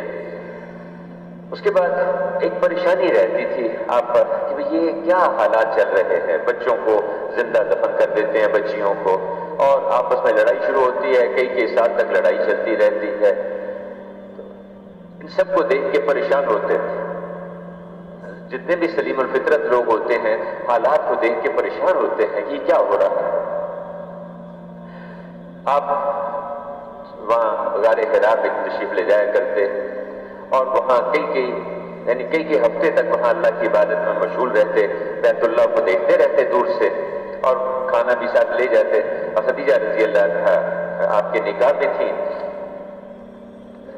پھر وہاں پر آپ صلی اللہ علیہ وسلم پر اللہ نے وحی بھیجی۔ جب 40 سال کے ہوئے آپ کو نبوت ملی، جب آپ کو نبوت ملی تو آپ جبرائیل علیہ السلام نے آ کے آپ کو اس کے جب پہلی وحی اتری اقرا، تو اس کے بعد پھر آپ گھر تشریف لائے، اپنی اہلیہ کو سارا واقعہ سنایا، اور گھبراہٹ تھی، اس کی وحی کا ایک پریشانی تھی، تو انہوں نے تسلی دی کہ جی آپ گھبرائیں نہیں، آپ تو ایسے اونچے اخلاق والے ہیں، بیواؤں کا خیال کرتے ہیں، یتیموں کی پرورش کرتے ہیں، بھوکوں کو کھانا کھلاتے ہیں، ایسے اونچے اخلاق والوں کو اللہ ضائع نہیں کیا کرتا، آپ گھبرائیں نہیں۔ اور کو ساتھ لے کے اپنے چچا زاد بھائی ورقہ بن نوفل کے پاس چلی گئی۔ انہوں نے ساری بات سنی، ان کا یہ تو وہی فرشتہ ہے جو عیسیٰ علیہ السلام کے پاس آیا کرتا تھا، اور یہ میرا اندازہ یہ ہے کہ یہ وہی نبی ہے جن کی خوشخبری، جن کی خبریں ہمیں پرانی کتابوں میں ملی، وہ پرانی کتابوں کے عالم تھے۔ اب وہاں تھوڑی سی جو بات ہوئی، خدیجہ رضی اللہ نے، اور دوسرے آدمی جو ایمان لائے ہیں وہ ورقہ بن نوفل ہیں، فوراً ایمان لے آئے۔ یعنی حضرت خدیجہ رضی اللہ عنہا حضور کو تسلی بھی دی، اور جب وہ چچا زاد بھائی سے بات ہوئی اور دعوت بھی دی، وہ بھی ایمان لے آئے، تو دوسرے آدمی ایمان لائے، حضرت ورقہ بن نوفل۔ پھر آپ صلی اللہ علیہ وسلم کو اللہ پاک نے ذمہ داری دی، پوری دنیا میں اللہ کے کلمے کو پھیلانا ہے، پورے عالم میں اللہ کے کلمے کو پھیلانا ہے، اور ساری دنیا کے انسانوں کو اللہ کے سامنے جھکانا۔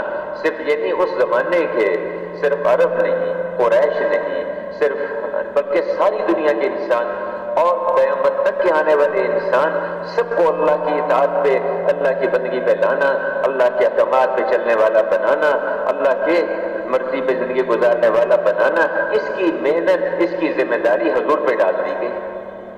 اب کوئی اسباب بھئی ایک آدمی کو کوئی ذمہ داری ڈالی جاتی ہے، کوئی فوج، کوئی ہتھیار، کوئی مال، کوئی عملہ دیا جاتا ہے، کچھ نہیں ہے ساتھ، دو کام دے دیے، اٹھیے، کھڑے ہو جائیے، لوگوں کو ڈرائیے اور اپنے رب کی بڑائی بیان کیجیے، لوگوں کو دعوت دیجیے۔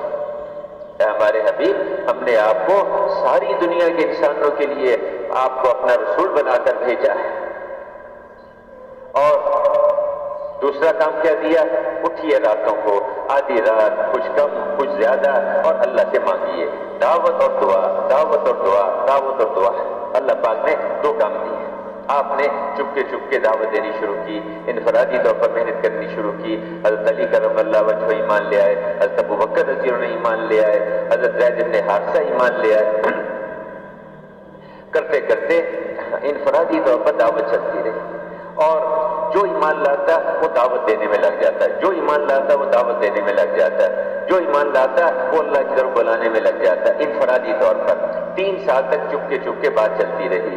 پھر اللہ پاک کی طرف سے حکم ملا کہ آپ اب قریبی رشتہ داروں کو ڈرائیے۔ آپ صفا پہاڑی پر چڑھے، بلایا قبیلے والوں کو، بلایا، ان میں بات کی، ان کو دعوت دی، اور سب سے پہلے انکار کیا جس نے، وہ آپ کا سگا چچا ابو لہب، اس نے انکار کیا۔ پہلا پتھر اس نے مارا، پہلی گالی اس نے دی، اور پہلا دھکا اس نے دیا۔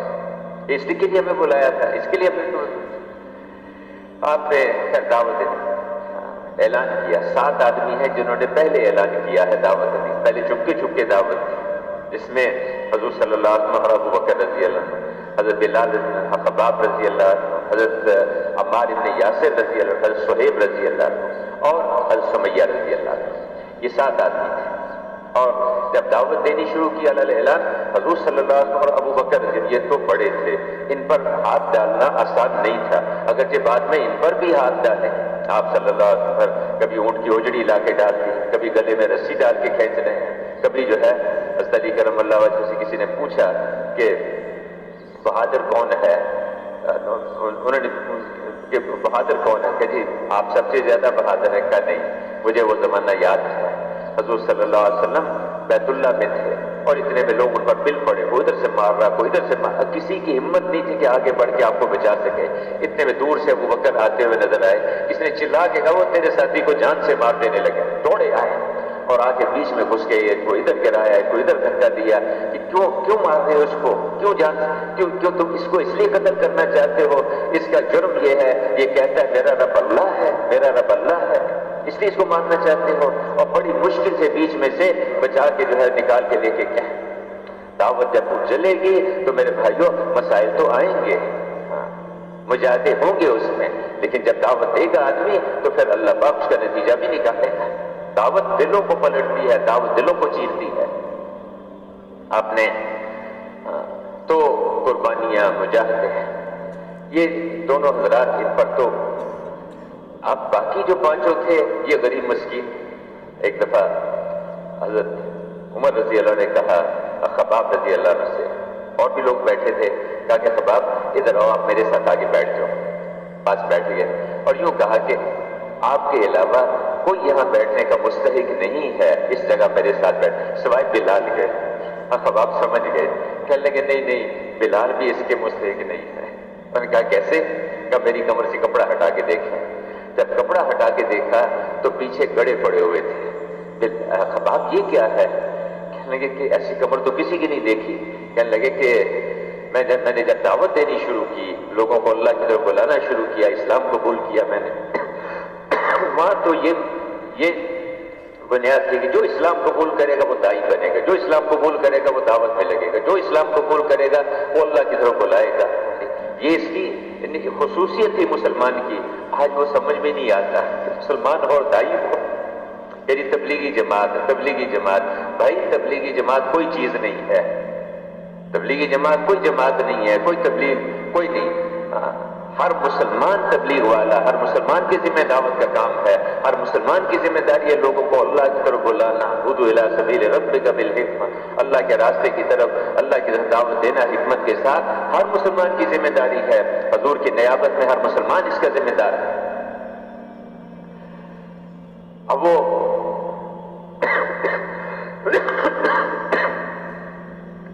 میرے بھائی حضرت خباب رضی اللہ عنہ نے کہا کہ میں جب دعوت دیتا تھا تو مجھے مارتے پیٹتے تھے، حتیٰ کہ ایک دن مجھے ٹانگوں سے پکڑا، بازوں سے پکڑا اور انگارے جلائے گئے کوئلے کی، اور دہتے ہوئے انگاروں کے اوپر مجھے ایسے لٹا دیا گیا، اور ان انگاروں کو بجھانے والی کوئی چیز نہیں تھی سوائے میرے جسم کا خون اور چربی۔ بلال کے ساتھ تو یہ نہیں ہوا، میرے ساتھ جو کچھ ہوا بلال کے ساتھ ٹھیک ہے، ان کے ساتھ بھی ہوا، لیکن یہ نہیں ہوا۔ حضرت عمر خان خوش ہو گئے۔ تو مشقتیں حضرت سمیہ رضی اللہ عنہ کو شہید کر دیا گیا اسی دعوت کی وجہ سے۔ حضرت عمار بن یاسر، حضرت یاسر، حضرت سمیہ، ان کو ابو جہل کبھی مار رہا ہے، کبھی جو ہے وہ تو کبھی عتبہ، کبھی شیبہ۔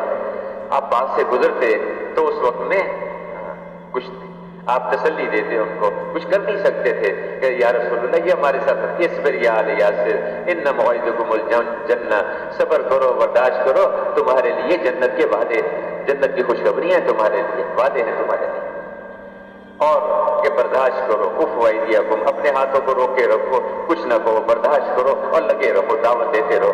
آپ قرآن اترتا، قرآن کی آیتیں پڑھ کے سناتے، حوصلہ بڑھاتے، نماز صبح و شام کی نماز اس کی ابتدائی شکل میں نماز پڑھو، اللہ سے مانگو، نماز پڑھو، اللہ سے مانگو۔ تو جو ایمان لاتا وہ دعوت میں لگتا، جو ایمان لاتا وہ قرآن سیکھنے میں لگتا، قرآن پڑھ پڑھ کے لوگوں کو دعوت دینے میں لگتا، جو ایمان لاتا وہ نماز پڑھ کے اللہ سے دعا مانگنے میں لگ جاتا، اللہ سے مانگنے میں لگتا، اور اخلاق بنتے گئے، برداشت کرتے رہے، صبر کرتے رہے۔ پھر میرے بھائیوں بزرگوں، کرتے کرتے اللہ پاک نے آپ صلی اللہ علیہ وسلم کی اسکیم کو ساری دنیا میں چلایا۔ پھر آپ وہاں سے ہجرت کر کے وہاں مدینہ منورہ تشریف لے آئے۔ جب اللہ نے آپ کو سے پہلے معراج کا واقعہ ہوا جس میں حضور صلی اللہ علیہ وسلم کو جبرائیل علیہ السلام اپنے ساتھ لے کے چلے، بیت المقدس کی طرف کو لے کر گئے، راستے میں 4 جگہ نفل پڑے، اور جب وہاں پہنچے تو جبرائیل علیہ السلام پوچھا کہ آپ نے معلوم ہے آپ نے کہاں کہاں نفل پڑے؟ کہا نہیں بتائیے۔ یعنی پہلی جگہ وہ یثرب ہے جو آپ کی آئندہ ہجرت کی جگہ ہوگی، وہاں آپ نے پڑھے۔ پھر وہاں سے جب آپ آگے چلے تو آپ نے وہاں 2 رکعت پڑھی جو حضرت شعیب علیہ السلام کی بستی تھی، وہاں 2 رکعت پڑھی۔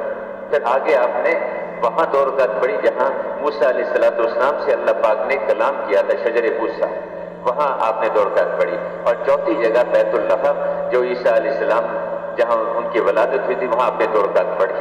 پھر بیت اللہ پہ آپ تشریف لے آئے، بیت المقدس پہ تشریف لائے، وہاں انبیاء کرام صفوں میں کھڑے ہیں سب، اور مصلی کی امام کی جگہ خالی ہے۔ اب سب انبیاء علیہ السلام انتظار میں ہیں کہ امامت کون کرائے گا۔ میرے بھائیوں، یہ جو ہمارے علماء کرام ہیں نا جی، ہم ان کی قدر کریں، ان کو وہ نسبت حاصل ہے۔ دیکھو اللہ پاک نے ان کو بہت اونچا کیا ہے، جن کو اللہ نے مقام دیا ہم بھی ان کو مقام دیں، ہم بھی ان کو آگے رکھیں۔ نماز کا وقت آتا ہے، دن میں 5 دفعہ اللہ پاک ہمیں ایک بات سمجھاتے ہیں، 5 دفعہ دن میں کہ جی وہ اجی ڈاکٹر صاحب آپ ذرا پیچھے ہو جائیں، بریگیڈیئر صاحب آپ بھی ذرا پیچھے ہو جائیں، اجی مالدار صاحب، تاجر صاحب آپ بھی ذرا پیچھے، مولانا آپ آگے تشریف لائیے، آپ نماز پڑھا دیجیے۔ کیوں نہیں؟ دن میں 5 دفعہ اللہ پاک بتاتے ہیں کہ نہیں؟ تو ہم ان کی قدر کریں۔ خیر یہ تو ایسے بیچ میں بات آ گئی۔ تو جبرائیل علیہ السلام نے حضور صلی اللہ علیہ وسلم کا بازو پکڑا، ان کو آگے مصلی پہ کھڑا کر دیا، اس لیے کہتے ہیں امام الانبیاء، امام الانبیاء، سارے نبیوں کے امام ہیں آپ صلی اللہ علیہ وسلم۔ آپ نے نماز پڑھائی، اس کے بعد پھر آپ معراج پہ آسمانوں پہ تشریف لے گئے۔ جب وہاں پہنچے تو اللہ پاک نے پوچھا کہ آپ ہمارے لیے کیا لے کر آئے ہیں؟ کہا کہ یا اللہ التحیات للہ والصلوات والطیبات، کہ اللہ جتنی عبادتیں مالی بدنی قولی وہ سبھی آپ کے لیے، ہم کیا لا سکتے ہیں آپ سے؟ میں السلام علیکہ ایھا النبی ورحمۃ اللہ وبرکاتہ، اے ہمارے حبیب آپ پر سلامتی ہو، برکتیں ہوں، رحمتیں ہوں اللہ کی طرف سے۔ اور فوراً کیا فرمایا کہ السلام علینا وعلی عباد اللہ الصالحین، اے اللہ صرف میرے اوپر نہیں، میرے اوپر بھی اللہ، میرے اوپر بھی، اور جتنی انسانیت، جتنے نیک لوگ ہیں، جتنے اللہ جتنے نیک، ان سب کے اوپر آپ کی رحمت۔ اللہ کی شان ہے، اللہ کے حبیب ہمیں وہاں جا کر نہیں بھولے، اور ہم یہاں اپنے کھیتوں میں، اپنی دکانوں میں، اپنے گھروں میں ہم اللہ کے رسول کو بھول گئے۔ اللہ کے حبیب یعنی اسے سمجھانے کے لیے دکاندار کے پاس آئے، کہتے بھائی مجھے یہاں جگہ دے دو۔ یا رسول اللہ مسجد میں تو آ کے آپ کو دیکھ لیں گے، اس دکان میں آپ کے لیے گنجائش نہیں میری۔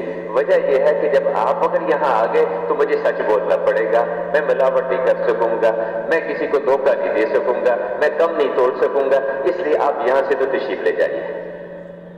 اللہ کے رسول کھیت والے کے پاس جاتے ہیں، اس سے کہتے ہیں اجی یا رسول اللہ آپ مسجد میں پہنچ جائیں، میں وہاں آپ کے پاس آ جاؤں گا۔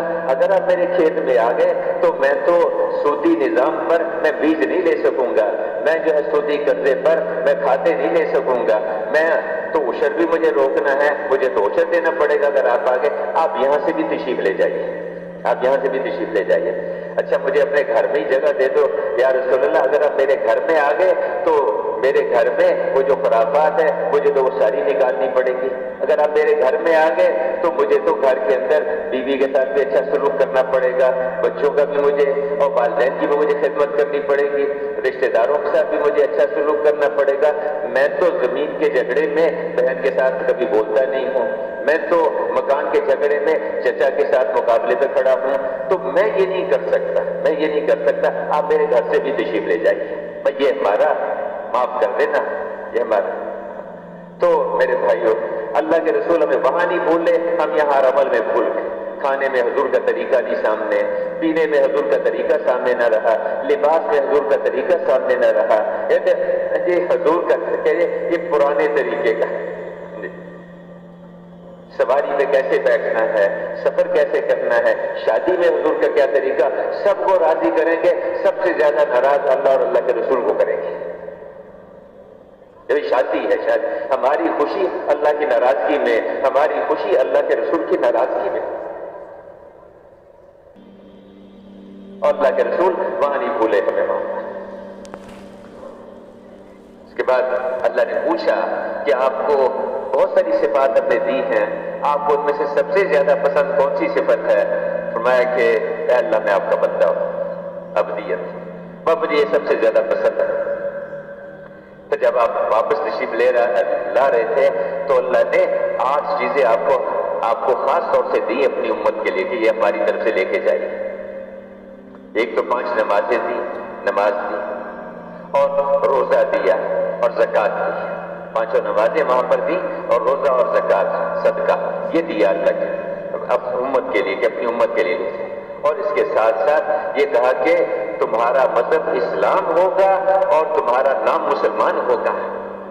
تمہارا یہ پاکستانی، کہتے ہیں ہم پاکستانی ہیں، ہم ملیشین ہیں، ہم ترک ہیں، ہم سوڈانی ہیں، ہم یمنی ہیں، ہم پٹھان ہیں، ہم بلوچ ہیں، ہم مہاجر ہیں، انصاری، یہ سب نعرے اللہ کی ناراضگی کے نعرے ہیں، یہ سب نعرے اللہ کی طرف سے اللہ کے غصے کو کھینچنے والے نعرے ہیں۔ ہم اس کی بنیاد میں کسی کے ساتھ سلوک نہیں کریں گے، یہ میری پارٹی کا ہے، یہ میری قوم کا ہے، یہ میرے قبیلے کا ہے، ہم اللہ کے امر کو دیکھیں گے، اللہ کے رسول کے طریقے کو دیکھیں گے، اس بنیاد پہ ہم سب کے ساتھ چلیں۔ ہم مسلمان ہیں، وَسَمَّاكُمُ الْمُسْلِمُونَ، اللہ نے تمہارا نام مسلمان رکھا، یہ اللہ نے آسمانوں سے طے کر کے بھیجا، اور تمہارا دین اسلام ہے۔ قبر میں رکھا جائے گا، پوچھا جائے گا بتا تیرا دین کون سا ہے؟ اور جس نے قوم کو، قبیلے کو اور اپنی زبان والوں کو، اور کیسی طلبہ کی یونین ہے، یہ استادوں کی یونین ہے، یہ تاجروں کی انجمن ہے، یہ راجپوتوں کی، یہ میمنوں کی اور یہ گجراتیوں کی، یہ مہاجروں کی، کوئی یونین نہیں ہے، کچھ نہیں، ہم اللہ کے ہیں اور اللہ کے رسول کے ہیں، ہم مسلمان ہیں۔ اب قبر میں رکھا جائے گا، جب یہ پوچھا جائے گا بتا تیرا دین کون سا ہے، کیا جواب دے گا یہ وہاں پر جا کے؟ ہاں میرا دین اسلام ہے، میں مسلمان ہوں، میں مسلمان ہوں، میرا دین اسلام ہے۔ اس کے بعد 3 چیزیں اور دی، دعوت، امر بالمعروف نہی عن المنکر اور اللہ کے راستے کی ہجرت، نقل و حرکت، یہ 8 چیزیں معراج کے موقع پر آسمانوں سے اللہ پاک نے اپنے حبیب کو دے کر اس امت کے لیے بھیجا۔ اب میرے بھائیوں بزرگوں، پہل ہجرت فرمائی آپ نے، ہجرت کر کے آپ یہاں تشریف لے آئے، میں مختصر کر رہا ہوں، مدینہ منورہ تشریف لے آئے۔ وہاں آ کے آپ نے آتے ہی سب سے پہلا آپ نے کام کیا کیا، وہاں مسجد بنائی آپ نے، وہاں مسجد بنائی۔ میرے بھائی اور بزرگوں، یہ جو 4 موقع پر اللہ کی قدرت بیت اللہ پر بڑے پیمانے پہ ظاہر ہوئی، یہ 4 ہی مسئلے ہیں ہر شخص کے، ان کو چیزیں ملیں، ان کے گھرانے کی ان کی پرورش ہو جائے، دشمن سے ان کی حفاظت ہو جائے، اور ان کی سکیم، ان کا منصوبہ، ان کی تدبیر وہ کامیاب ہو جائے۔ یہ 4 مسئلے ہیں ہر شخص کے، اور یہی 4 مسئلے ہر حکومت کے۔ ہر حکومت کے یہی 4 مسئلے ہیں کہ ہمیں چیزیں ملیں، ہماری پبلک کو چیزیں ملیں، ہماری پبلک کی پرورش ہو جائے، پبلک کی پرورش ہو، اور اس کی دشمن سے حفاظت ہو جائے، اور ہماری اسکیم دنیا میں چلے۔ ہر حکومت کے یہی 4 مسئلے ہیں۔ اب میرے بھائیو بزرگوں، وہاں سے جب ہجرت کر کے آپ تشریف لائے، یہاں آپ نے مسجد بنائی، وہاں مدینہ منورہ میں مسجد بنائی۔ آپ جب وہاں تشریف لائے تو آپ کی اونٹنی، جب ہجرت کر کے آپ آئے تو آپ کی اونٹنی جو ہے، اب اس کے وہاں، چونکہ آپ سے 1 سال پہلے، یہاں ہجرت سے 1 سال پہلے آپ نے مصعب بن عمیر اور بعض جگہ عبداللہ ابن ام مکتوم بھی آتے ہیں رضی اللہ عنہ، ان حضرات کو بھیجا تھا وہاں جا کے محنت کرنے کا۔ وہاں مدینہ منورہ میں محنت کی اس طرح سے کہ مدینہ میں کوئی گھر ایسا نہیں بچا کہ جس میں کوئی نہ کوئی مسلمان نہ ہو۔ 1 سال پہلے محنت کر لی، اب وہاں محنت کیا اور اللہ نے ایک فضا بنائی۔ تو انتظار تھا کہ حضور صلی اللہ علیہ وسلم تشریف لائیں گے۔ جب آپ کے آنے کی خبر ملی کہ حضور صلی اللہ علیہ وسلم اور ابو بکر رضی اللہ عنہ آ رہے ہیں، تو روز جو ہے وہ وہاں ثنیۃ الوداع، وہاں استقبال کے لیے لوگ آ جاتے تھے۔ جب ایک دن آئے تو وہ اس کے جانے لگے، انتظار کرتے رہتے تھے۔ تو اتنے میں بھی حضور صلی اللہ علیہ وسلم ابو بکر رضی اللہ عنہ آئے، تو انہوں نے، ایک یہودی نے دیکھا، وہ کہا کہ وہ دیکھو وہ جس کا تم انتظار کر رہے تھے کئی دنوں سے، وہ آ رہے ہیں۔ تو حضور صلی اللہ علیہ وسلم جب تشریف لائے ابو بکر، تو چھوٹی چھوٹی بچیوں نے شعر پڑھے، طلعت بدر علینا من ثنیات الوداع، کہ 14ویں کا چاند طلوع ہو گیا ہمارے اوپر ثنیۃ الوداع کی طرف سے، اور ہمارے ذمہ شکر واجب ہے، جب تک جو ہے دائی دنیا میں دعوت دیتے رہے، ہمارے ذمہ شکر واجب ہے۔ تو آپ صلی اللہ علیہ وسلم تشریف لائے، وہاں آپ نے وہاں مسجد بنائی، اور جو مسجد بنائی آپ نے وہ ایسی کہ ہر آدمی آسانی سے بنا سکتا ہے۔ دن میں مردوں نے کام کیا، رات میں مستورات نے کام کیا۔ اور پھر میرے بھائیوں، اس مسجد میں کھجور کے تنے، وہ ستون، اور اوپر اس کے کھجور کے پتوں کی چھال، نیچے کچا فرش، ہلکی بارش ہوتی تو وہ اس کے جو کیچڑ ہو اس میں اسے حفاظت ہو جاتی، تیز بارش ہوتی تو پانی اندر آ جاتا۔ بعض موقعوں پر آپ نے کیچڑ میں بھی سجدہ کیا۔ اور اس مسجد میں کوئی بیت الخلا نہیں، کوئی وضو خانہ نہیں، کوئی غسل خانہ نہیں، کوئی پکا فرش نہیں، کچھ نہیں، حتیٰ کہ کوئی چراغ بھی نہیں۔ حضرت تمیم داری رضی اللہ عنہ، انہوں نے پہلی دفعہ مسجد میں چراغ جلایا ہے۔ آپ صلی اللہ علیہ وسلم بہت خوش ہوئے، اتنا خوش ہوئے، آپ نے فرمایا کہ اگر میری کوئی بیٹی ہوتی، غیر شادی شدہ اگر کوئی بیٹی ہوتی تو میں اس کا نکاح اس کے ساتھ کر دیتا۔ ایک صحابی وہاں بیٹھے تھے، سمجھدار لوگ تھے، اللہ نے حضور کی مصاحبت کے لیے ان کو چنا تھا۔ آدم علیہ السلام سے لے کر اور قیامت تک کے آنے والے سارے انسانوں کی قلوب پر نگاہ ڈال کے اللہ پاک نے حضور کی مصاحبت کے لیے یہ چند لاکھ آدمیوں کو چنا تھا۔ یہ چنے ہوئے لوگ تھے حضور کی صحبت کے لیے۔ کہتے ہیں میرے صحابہ اور صحابی ستاروں کی طرح سے ہے، جس کے پیچھے بھی چلو گے تم کامیاب ہو جاؤ گے، منزل پہ پہنچ جاؤ گے۔ اور میرے کسی صحابی کو ہلکا سمجھنا، کہتے ہیں ان کے بغیر یعنی کوئی کام ہو ہی نہیں سکتا، جیسے کھانا جو ہے نمک کے بغیر مزیدار بن نہیں سکتا، اس طرح میرے صحابہ کے بغیر کوئی کام نہیں ہو سکتا، صحیح ہو ہی نہیں سکتا، ان کے پیچھے چلنا۔ تو آپ صلی اللہ علیہ وسلم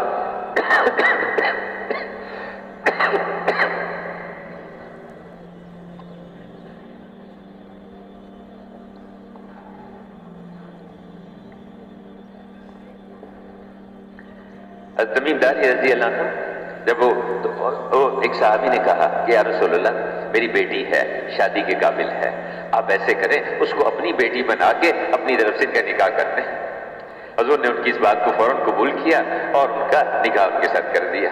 سمجھدار لوگ تھے، چونکہ سارے رشتے ختم ہو جائیں گے سوائے حضور کے ساتھ کا جو رشتہ ہوگا یہ قیامت کے دن بھی قائم رہے گا۔ اس لیے حضرت عمر رضی اللہ عنہ نے حضرت علی کرم اللہ وجہ سے بات کی تھی کہ بھائی اپنی بیٹی کا نکاح میرے ساتھ کر دیں۔ میں چاہتا ہوں کہ میرا جو حضور کے ساتھ جو قرابت ہے یہ قرابت قیامت کے دن بھی قائم رہے۔ اس پہ حضرت علی کرم اللہ وجہ نے اپنی بیٹی کا نکاح حضور صلی اللہ علیہ وسلم کیا، ام کلثوم رضی اللہ عنہ۔ میرے بھائیوں، اب تمیم داری رضی اللہ عنہ 9 ہجری میں مسلمان ہوئے ہیں. 9 سال تک ساری نمازیں، فجر بھی اور مغرب بھی، عشاء بھی سب اندھیرے میں ادا ہوتی رہی. تو خیر مسجد بنائی اور مسجد میں وہ اعمال شروع کیے ہیں جو اعمال وہاں انفرادی طور پر تھے، یہاں اجتماعی طور پر شروع ہوئے. میرے بھائیوں، آج بھی ہمارا کام کیا ہے؟ جہاں مسجد نہیں وہاں مسجد بنانا، اور مسجد بنی ہوئی ہے اور اس مسجد کو اعمال سے آباد کرنا.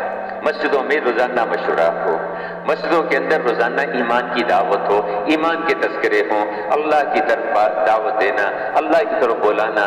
مسجدوں میں فضائل کی تعلیم ہو.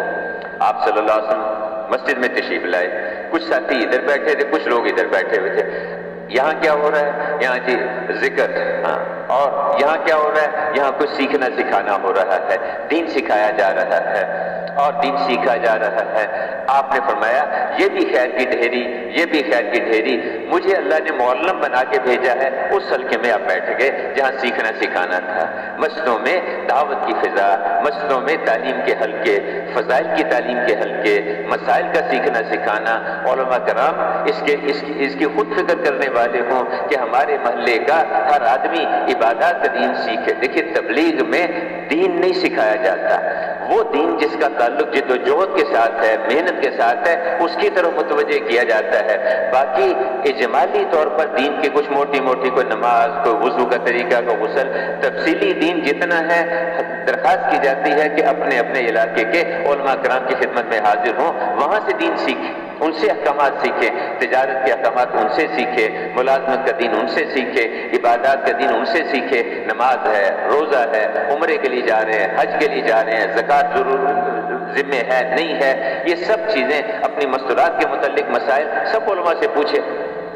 تو فضائل کے حلقے، فضائل کی تعلیم، کس عمل پہ اللہ کیا دیں گے، کس عمل پہ کیا ہوگا، یہ سب اعمال مسجدوں کے اندر اس کی فضا بنی ہوئی. تو ایمان کی دعوت، فضائل کی تعلیم، مسائل کا سیکھنا سکھانا، قرآن شریف کی تلاوت، اللہ کا ذکر. آپ صلی اللہ علیہ وسلم قرآن شریف کی تلاوت کا ایک دفعہ صحابہ کرام انتظار کر رہے تھے، آپ کو آنے میں تاخیر ہو گئی. جب تشریف لائے تو فرمایا کہ اصل میں نے جو قرآن کا جتنا پڑھنا روزانہ اپنے لیے مقرر کر رکھا ہے وہ رہ گیا تھا، میں اس کو مکمل کر رہا تھا، اس لیے مجھے تاخیر ہوئی آنے میں. تو روزانہ اس لیے کہتے ہیں کم از کم 1 پارہ روزانہ قرآن شریف کی تلاوت آدمی کرے. اور جو حفاظ کرام ہیں ان کو اللہ نے یہ سعادت دی ہے، ان سے کہتے ہیں کہ 3 پارے روزانہ پڑھا کریں، 3 پارے روزانہ اس کا اہتمام کریں. تو میرے بھائیوں، مسجدوں میں ان اعمال کا اہتمام، مسجدوں میں انفرادی دعوت، گشتیں، ملاقاتیں، لوگوں کو مسجد میں لے کے آنا، ان کو ان اعمال والا بنانا، ان کو اللہ کے راستے میں نکلنے پر تیار کرنا، اس کے لیے مسجدوں میں مشورے ہوں. اس کے لیے مسجدوں کے اندر حضور صلی اللہ علیہ وسلم یعنی مسجد میں مشورہ، آپ گھر میں مشورہ ہوتا تھا. بعض اوقات عشاء کے بعد حضرت ابوبکر عمر رضی اللہ عنہ آپ کے ساتھ بیٹھتے، فجر کی نماز کا وقت ہو جاتا. تو کہتے کہ حضور نے فرمایا جس کا مفہوم ہے کہ اللہ اور اللہ کا رسول مشورے کا محتاج نہیں، لیکن اللہ نے مشورے کو خیر کی چیز بنایا ہے. جب تمہارے مالدار سخی ہوں، بہترین لوگ تمہارے حاکم ہوں، آپس کے کام مشورے سے ہوتے ہوں، تو زمین کے اوپر رہنا قبروں میں دفن ہونے سے زیادہ اچھا ہے. تو مسجدوں میں روزانہ مشورہ، مسجدوں کے اندر روزانہ اس کا سوچنا کہ بھی ہماری مسجد ساری دنیا میں دین کے پھیلنے کا کیسے ذریعہ بنے، ساری دنیا میں اسلام کے پھیلنے کا کیسے ذریعہ بنے، گھر گھر میں ایمانی زندگی وجود میں آئے، گھر گھر میں اسلامی زندگی وجود میں آئے. اس کے لیے روزانہ مشورہ کرنا، اس کے لیے روزانہ فکر کرنا. ہر مسجد پوری دنیا میں ہدایت کے آنے کا ذریعہ بن سکتی ہے. اللہ نے ہمیں ترتیب ایسی دے دی. ہر مسجد کی جماعت فکر کر کے روزانہ کی ملاقاتیں، روزانہ کی گشتیں اور روزانہ کی محنت، پھر ہفتے واری جو گشت ہے، اس کے ذریعے محلے کے ہر مرد کو اس محنت میں لا سکتے ہیں. اس کو ایمان والا بنانا، اس کو نماز والا بنانا، اس کو دعا والا بنانا.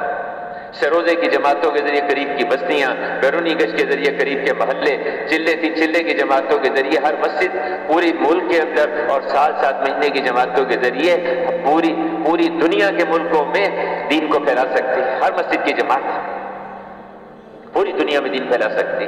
اس کے لیے مشورہ کرنا، اس کے لیے سوچنا. جب مشورے کے لیے بیٹھے تو ساری دنیا کو سامنے رکھ کے بیٹھ کے سوچیں. سارے عالم کو سامنے رکھ کے اور پورے دین کو سامنے رکھیں اور پوری امت کو سامنے رکھ کے سوچیں کہ بھی کیسے ہماری مسجد پوری دنیا میں ہدایت کے آنے کا ذریعہ بنے، پورے عالم میں دین کے پھیلنے کا ذریعہ بنے۔ میرے بھائیوں بزرگوں، اس کام میں بچے کے اندر یہ سوچ پیدا کرنی کہ تو پورے عالم کا ذمہ دار ہے، تجھے اللہ نے پوری دنیا کے لیے بھیجا ہے، یہ معمولی سوچ نہیں ہے۔ اور قومیں اپنی سوچ کی وجہ سے بلند ہوتی ہیں۔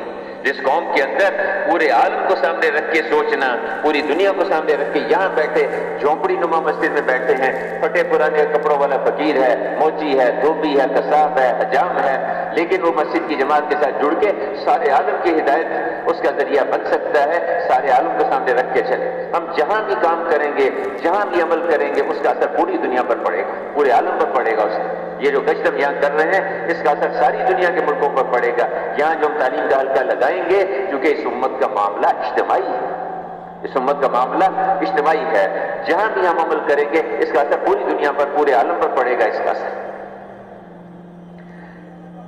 تو میرے بھائیوں، اب مسجدوں میں ان اعمال کی فضا بنانا، اب جن مساجد میں ان اعمال کا ماحول ہوگا، ان اعمال کی فضا بنے گی، یہ مسجدیں ان مسجدوں کا تعلق بیت اللہ کے ساتھ ہو جائے گا، اور جو قدرت بیت اللہ پہ اللہ کی ظاہر ہوئی، وہی قدرت اس مسجد پر اور اس مسجد کے آباد کرنے والوں پر ہوگی۔ مسجد ہر متقی کا گھر ہے، مسجد ہر نبیوں کے بیٹھنے کی جگہ ہے۔ جو مسجد میں آ گیا وہ اللہ کی رحمت میں آ گیا، جو مسجد میں کثرت سے رہتے ہیں وہ اللہ کے پڑوسی ہیں، فرشتے ان کے ہم نشین ہو جاتے ہیں، کسی کام کو نکلتے ہیں فرشتے ان کی مدد کرتے ہیں، اور کسی کو بیماری آ جاتی ہے فرشتے ان کی عیادت کرتے ہیں۔ یہ مسجدیں ہیں، اللہ کے گھر ہیں۔ مسجدوں کو آباد کرنا، مسجدوں میں کثرت سے رہنا، مسجدوں کے آداب کا بھی خیال رکھنا، مسجدوں کے آداب کا بھی خیال رکھنا۔ اب میرے بھائیوں، مسجدوں کو آباد کرنا ہے، تو اب مساجد، جب ان مساجد کا جوڑ ہے بیت اللہ کے ساتھ، جتنی دنیا بھر کی مسجدیں ہیں سب بیت اللہ کی بیٹیاں ہیں، سب بیت اللہ کی بیٹیاں ہیں۔ ان مسجدوں میں وہ اعمال جو بیت اللہ پہ، وہ اعمال جو حضور صلی اللہ علیہ وسلم جس پہ امت کو کھڑا کیا تھا، وہ اعمال ان مسجدوں میں ہوں گے، ان کا جوڑ بیٹھے گا بیت اللہ کے ساتھ، اور بیت اللہ کا جوڑ ہے اللہ کی قدرت کے ساتھ۔ تو جیسے اللہ نے وہاں ان کی پرورش کی، اللہ نے ان کی حفاظت کی، اللہ پاک نے ان کی تربیت فرمائی، اسی طرح ان مسجدوں کو آباد کرنے والے اللہ پاک ان کو غیر سے چیزیں دے گا، اللہ پاک ان کی پرورش کرے گا، اللہ ان کی اور ان کے گھرانوں کی حفاظت کرے گا، اور اللہ پاک ان کے مشوروں کو دنیا میں چلائے گا، ان کی تدبیروں کو دنیا میں پھیلائے گا۔ اگلا کام کیا کرنا ہے؟ ہر گھر کو مسجد کی شاخ بنانا ہے، ہر گھر کو مسجد کی شاخ بنانا۔ وہی اعمال جو مسجدوں میں ہوتے ہیں وہی اعمال ہر گھر میں جاری ہو۔ گھروں میں ہماری مشورات، ایمان کی دعوت، ایمان کے تذکرے۔ حضور کے زمانے میں عورتیں بھی دعوت دیتی تھیں، عورتیں بھی ایمان کی بات کرتی تھیں۔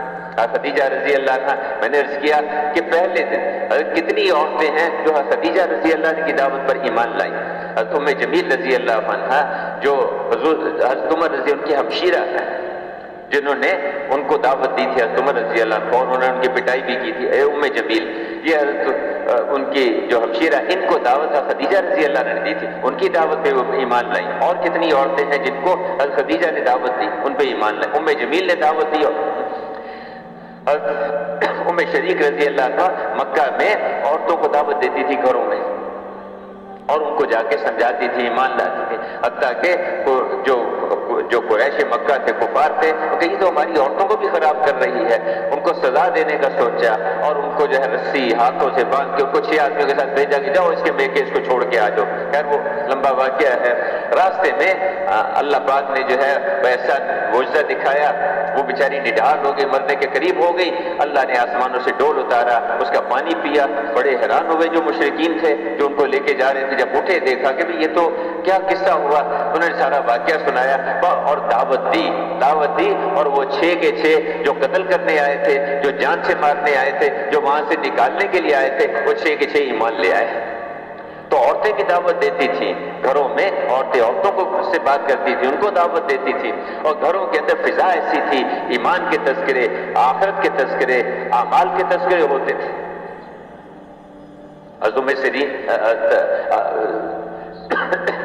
امام سیرین، محمد بن سیرین رحمۃ اللہ علیہ، ایک جگہ انہوں نے مغرب کی نماز پڑھی، نماز کے بعد ایک مسجد میں نماز پڑھی، نماز سے فارغ ہوئے تو دیکھا کہ ایک بچہ 8-10 سال کا 10-12 سال کا بچہ نماز پڑھ رہا ہے۔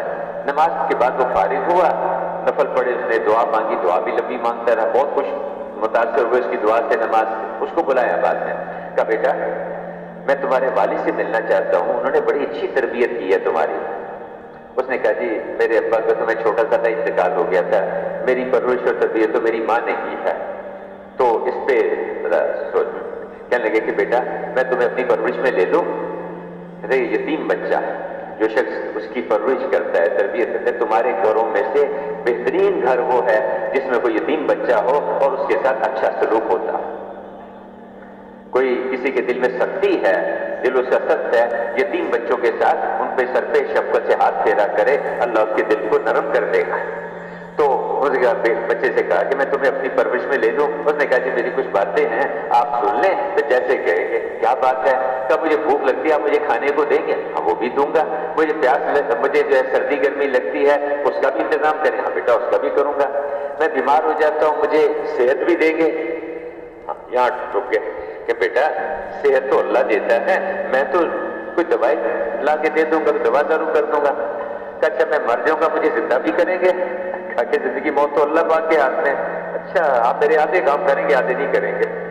تو ایسے ہے کہ مجھے آپ اسی اللہ کی ذمہ داری میں رہنے دیں جو مجھے کھلاتا پلاتا ہے اور مجھے سردی گرمی سے بچاتا ہے، میں بیمار ہو جاتا ہوں مجھے صحت دیتا ہے، میں مر جاؤں گا مجھے زندہ بھی کرے گا۔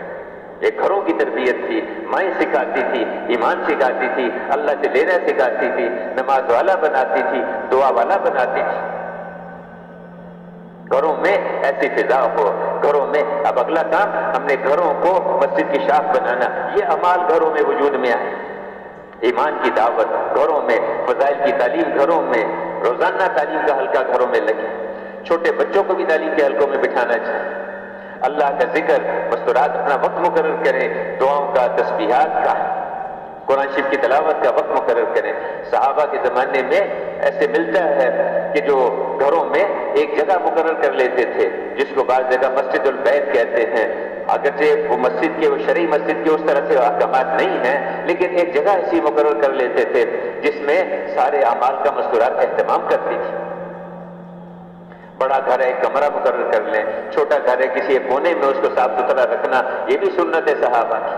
اب میرے بھائیوں گھروں میں ان اعمال کا اہتمام کرنا، مسجدوں میں ان اعمال کا اہتمام کرنا، پھر گھروں میں اللہ کا ذکر ہو، قرآن شریف کی تلاوت ہو اور خدمت کا رخ ہو، محلے والوں پر ان پہ خرچ کرنے کا رخ ہو۔ یہ گھر جو ہے ان میں ان اعمال کی فضا بنے۔ اب میرے بھائیوں اللہ اکبر، فاطمہ رضی اللہ عنہا حضور صلی اللہ علیہ وسلم کے پاس ایک آدمی آیا، کہنے لگے یا رسول اللہ مسافر ہوں، بھوکا بھی ہوں، کچھ نہیں کھایا، اب گھر بھی نہیں جا سکتا، کوئی سواری بھی پاس نہیں ہے، تو میرا کچھ انتظام کر دے۔ آپ نے صحابہ کو ترغیب دی، حضرت سعد بن عبادہ رضی اللہ عنہ نے کہا یا رسول اللہ یہ میری اونٹنی ہے، یہ ان کو دے دیں تاکہ اپنے سفر کر لے گا، کہ بھوکا بھی ہوں کچھ اس کے لیے بھی دے دے۔ آپ نے سلمان فارسی رضی اللہ عنہ سے کہا کہ جاؤ جا کے گھروں میں سے کسی گھر سے کچھ کھانے کو مل جائے تو لا کے اس کو دے دو بھائی۔ وہ گئے، اس کو ساتھ لیا اور گئے، کئی گھروں سے پتہ کیا کچھ نہیں ملا۔ اب فاطمہ رضی اللہ عنہ کے گھر آ گئے، پردے میں ان سے بات کی، کہا کہ کچھ گھر میں کھانے کو ہو تو دے دے، یہ مسافر ہے حضور نے بھیجا ہے۔ کہنے لگے سلمان گھر میں تو کچھ بھی نہیں، 2 دن سے میں نے بھی اور حضرت علی کرم اللہ وجہہ نے اور حسنین نے کچھ نہیں کھایا۔ دودھ پینے کے زمانے میں ان بچوں نے فاقے برداشت کیا، کمانا جانتے تھے، کاروبار کرنا جانتے تھے، یہ نہیں کہ صرف میمنوں کو کاروبار کرنا آتا ہے اور صرف یہ کہ گجراتیوں کو کاروبار کرنا آتا ہے، یہ نہیں، جانتے تھے۔ شام تک تجارت ان کی ہوتی تھی، یمن تک تجارتی قافلے جاتے تھے، لیکن دین کے کام میں اس طرح سے لگے کہ اس کی فرصت ہی نہیں۔ اب واقع تو نہیں کہا کہ میں جو ہے نا اس کو ایسے تو نہیں جانے دوں گی، یہ حضور کا مہمان ہے، مسافر ہے۔ اپنی جو چادر تھی نا جی اوڑھنے کی، وہ لپیٹی طے کر کے حضرت سلمان کو پردے کے پیچھے سے پکڑائی، کہا کہ یہ جو 7 والی گلی میں یہودی رہتا ہے نا شمون، اس کو دے دو، اس سے جا کے کوئی یہ چادر گروی رکھ لو اور اس کے بدلے میں کچھ جو دے دو، جب ہمارے پاس کچھ ہوگا تم اس کا قیمت دیکھے تم سے یہ چادر واپس لے لیں گے۔ یہ چادر اس کو دے کے جو لے، میں اس کا روٹی بنا کے اس کو دے دیتی ہوں۔ وہ گئے جا کے اس سے شمون سے بات کی. اس نے کہا قصہ کیا ہے؟ سارا قصہ اس نے سنا، بہت متاثر ہوا. کہنے لگا کہ یہ نہیں ہوگا، یہ نہیں ہوگا. چادر لپیٹی واپس کی، 350 جو بھی دیے. کہا کہ سلمان یہ نبوت ہے، یہ نبوت ہے. جاؤ اور فاطمہ سے کہا تو میں تیرے باپ پہ ایمان لے آیا، تیرے باپ پہ ایمان لے. ہمارے گھر لوگوں کی خدمت کا ذریعہ تھے، ہمارے گھر پڑوس والوں کے لیے ان کے لیے نفع کا ذریعہ ہے. گھروں میں ایسی فضا، ایمان کی دعوت، فضائل کی تعلیم، مسائل کا سیکھنا سکھانا. گھروں کی جو مستورات ہیں ان کے متعلق مسائل ہم علماء سے پوچھ پوچھ کے ان کی رہنمائی کریں. علماء سے پوچھ کے اپنے گھروں کی جو گھر کی جو مستورات ہیں ان کو سکھائیں. نہیں، یہ مردوں کی ذمہ داری ہے، مردوں کی ذمہ داری. اس کے لیے جیسے مردوں کی جماعتیں اللہ کے راستے میں نکلتی ہیں، سروزے کی جماعتیں، چلے کی جماعتیں، ملکوں کی جماعتیں، مسجدوں میں ہدایات، مسجدوں میں جو ہے کارگزاری اور مسجدوں میں واپسی کی بات، یہ سارے اعمال، یہ سب سنتیں ہیں. حضور صلی اللہ علیہ وسلم کے زمانے میں مسجدوں سے جماعتیں نکلتی تھیں، ان کو ہدایت دی جاتی تھی. اور جب یعنی فرمایا کہ 100 سے زیادہ کو 150 کے قریب جماعتیں نکلی. خیر جتنی بھی نکلی وہ بعد میں تھوڑی تعداد، بعد میں زیادہ تعداد جماعتوں کی، اور تھوڑے وقت کے لیے بھی گئی، زیادہ وقت کے لیے بھی گئی. اور جانے سے پہلے ان کو ہدایت دی جاتی تھی، ان کا رخ طے ہوتا تھا، ان کو بتایا جاتا ہے فلاں علاقے میں کام کرنا. اور رخ کے اعتبار سے تو تربیت ایسی کی ہوئی تھی کہ کبھی رخ بتا دیا، کبھی بعض مصلحت کی وجہ سے رخ بتایا نہیں، پرچی کے اوپر لکھ کے دے دیا، لپیٹ کے دے دیا، اپنے پاس رکھ لو، فلاں جگہ جب پہنچ کے پھر جو ہے اس کو کھولنا، پھر پتہ چلے گا. جانا ہے حیدرآباد کی طرف کو اور تشکیل کر دی دوسری طرف کو، بازار دوسری طرف کو، پرچی بھی لکھا حیدرآباد، وہاں پہنچ کے پھر واپس جو ہے حیدرآباد جانا ہے. تو ایسی تربیت تھی جہاں تشکیل ہو جائے. صحابہ کہا کرتے تھے یا رسول اللہ ہم تو آپ کے ہو گئے، آپ فرمائیں تو پہاڑوں سے چھلانگ لگا دیں، آپ فرمائیں تو سمندروں میں کود جائیں، آپ فرمائیں تو وہ بر کے عمارت یمن کے قریب کی بستیاں ہیں وہاں تک پہنچ کے دکھائیں گے. اونٹنیاں مر کے گرتی ہیں، گر جائیں ہم وہاں پر تک پہنچ کے دکھائیں گے، ہم تو آپ کے ہو گئے. اے عمر ہم تیرے تیروں میں سے تیر ہیں، جدھر چاہے ہمیں پھینک دے. یہ مزاج تھا. یہ نہیں کہ ٹھنڈے علاقے میں اور گرم علاقے میں فلاں کے ساتھ بھیجو، فلاں کے ساتھ نہ بھیجو، ہم تو آپ کے. تبلیغ کی بنیاد تھی. تو مسجدوں سے جماعتیں نکلتی تھی، ان کو ہدایت دی جاتی، ان سے کارگزاری سنی جاتی. گھروں میں نماز کی فضا تھی، اور گھروں میں بچوں کی تربیت ہوتی تھی. بچوں کو سکھایا جاتا تھا، دین سکھایا جاتا، دینی زندگی سکھائی جاتی، ان کو اللہ کے راستے میں نکلنے کی تربیت ہوتی.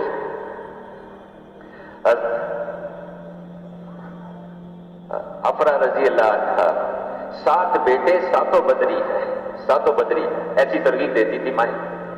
7 بدری، 2 بیٹے معاذ اور معوذ وہ ابو جہل کے قتل ہونے کا ذریعہ بنے.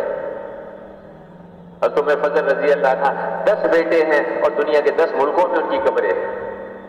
قسم بن عباس رضی اللہ عنہ وادی فرغانہ، یہ روس میں کرغزستان اور ازبکستان کا جو سرحد ہے اس علاقے میں وادی فرغانہ میں ان کی قبر ہے. تو مائیں ایسی گھروں میں ترغیب دیتی تھیں، بچے اللہ کے راستے میں نکلتے، عورتیں بھی اپنے مردوں کے ساتھ اللہ کے راستے میں نکلتی تھیں. تو گھروں میں ان اعمال کی فضا ہو، نقل و حرکت کی فضا ہو، گھروں کے اندر دینی زندگی سیکھی جا رہی ہو، سکھائی جا رہی. تو دوسرا کام گھروں کو مسجد کی شاخ بنانا، اور یہ مسجد والے اعمال ہر گھر کے اندر جاری ہوں. اب ان گھروں کا جوڑ ہوگا مسجدوں کے ساتھ، اور مسجد کا جوڑ ہے بیت اللہ کے ساتھ، اور بیت اللہ کا جوڑ ہے اللہ کی قدرت کے ساتھ. اب ان گھروں پر اللہ پاک کی رحمتیں اترے گی. وہ رحمتیں جو بیت اللہ پہ اترتی ہیں وہ رحمتیں ان کے گھروں پر اتریں گی، وہ برکتیں ان کے گھروں میں آئیں گی. اور اللہ پاک ان گھر والوں کی حفاظت فرمائے گا دشمن سے، ان کی پرورش فرمائے گا، غیب سے ان کو چیزیں دے گا، اور اللہ پاک ان کی تدبیروں کو کامیاب کرے گا. تو اگلا کام اپنے ہر گھر کو مسجد کی شاخ بنانا، ہر گھر کو مسجد کی شاخ بنانا. اگلا کام کیا؟ کمائی کی جگہ کو مسجد کی شاخ بنانا. اس یقین کو مسجد سے سیکھا، اللہ کے دھیان کو مسجد والے ذکر سے سیکھا، اس اللہ کو راضی کرنے کے جذبہ اخلاص کو مسجد والے اعمال سے سیکھا.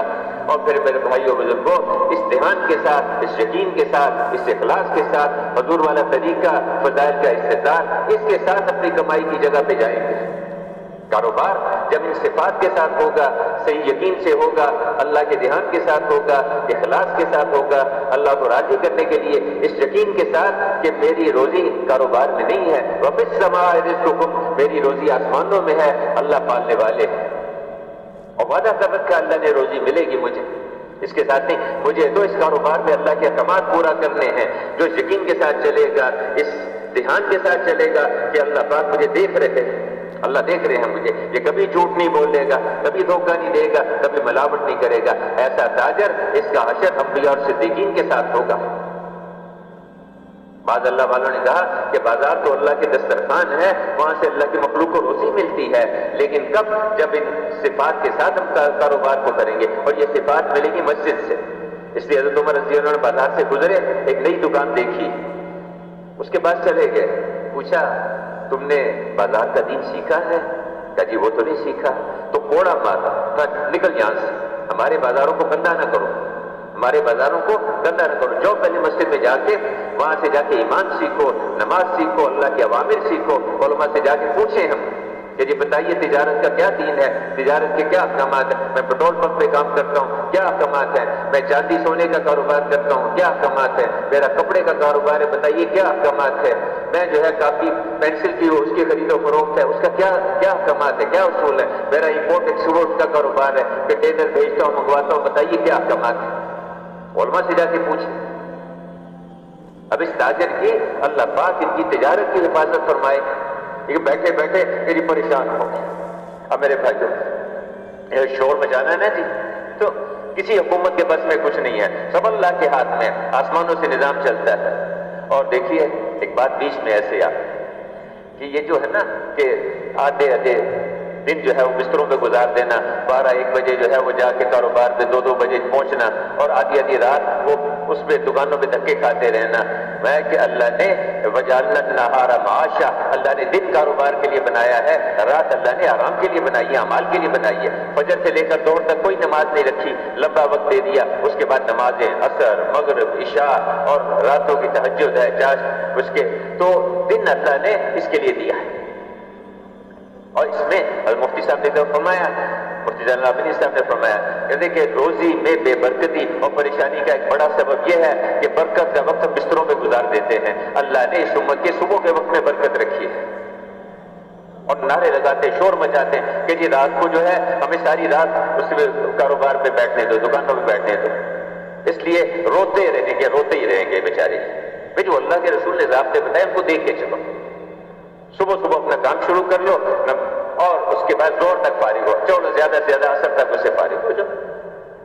اللہ نے برکت رکھی ہے صبح کے وقت میں، تو کاروبار کی جگہ کو مسجد کی شاخ بنانا وہ تب ہوگی جب ان صفات کے ساتھ کاروبار میں جائیں گے، یقین کے ساتھ، اللہ کے دھیان کے ساتھ، اللہ کو راضی کرنے کے لیے، اور لوگوں کو نفع پہنچانے کی نیت سے۔ جو باہر سے سودا لے کے آتا ہے تاکہ بستی والوں کو آسانی سے ملے، اللہ پاک اس کو غیب سے روزی دیتے ہیں۔ اور جو اس لیے روک لیتا ہے، کبھی پیٹرول کو روک لیا، کبھی گندم کو روک لیا، کبھی چاول کو روک لیا، لوگوں کو ضرورت ہے، قطاریں لگی ہوئی ہیں، لوگ بیچارے منتیں کر رہے ہیں، یہ اس لیے کہ قیمت زیادہ ہو جائے، مہنگا ہو جائے۔ اللہ پاک اگر 40 دن تک اس نے روکے رکھا، یہ سارا صدقہ بھی کر دے، اس کا یہ گناہ معاف نہیں ہوگا، اس کا یہ گناہ معاف نہیں ہوگا۔ تو چھوٹی بات ہے یہ نہیں کہ خالی تجارت، کون سی تجارت ہے؟ وہ ایمان والی، حضور کے طریقے کو سیکھنے والی، اور لوگوں کی ہمدردی خیرخواہی کے ساتھ ان کو نفع پہنچانے کے۔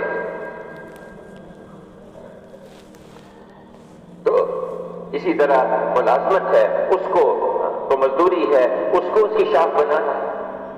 دفتر میں 8 بجے جانے کا وقت ہے، 10 بجے گھر سے نکلتا ہے، علماء بتائیں گے کہ 2 گھنٹے کی تنخواہ حلال ہے یا حرام ہے۔ تبلیغ اندھا دھند نہیں ہے، 4 مہینے لگا لو، ملکوں میں 7 مہینے لگا لو، اور حلال حرام کی پرواہ بھی نہ کرو، یہ تبلیغ نہیں ہے۔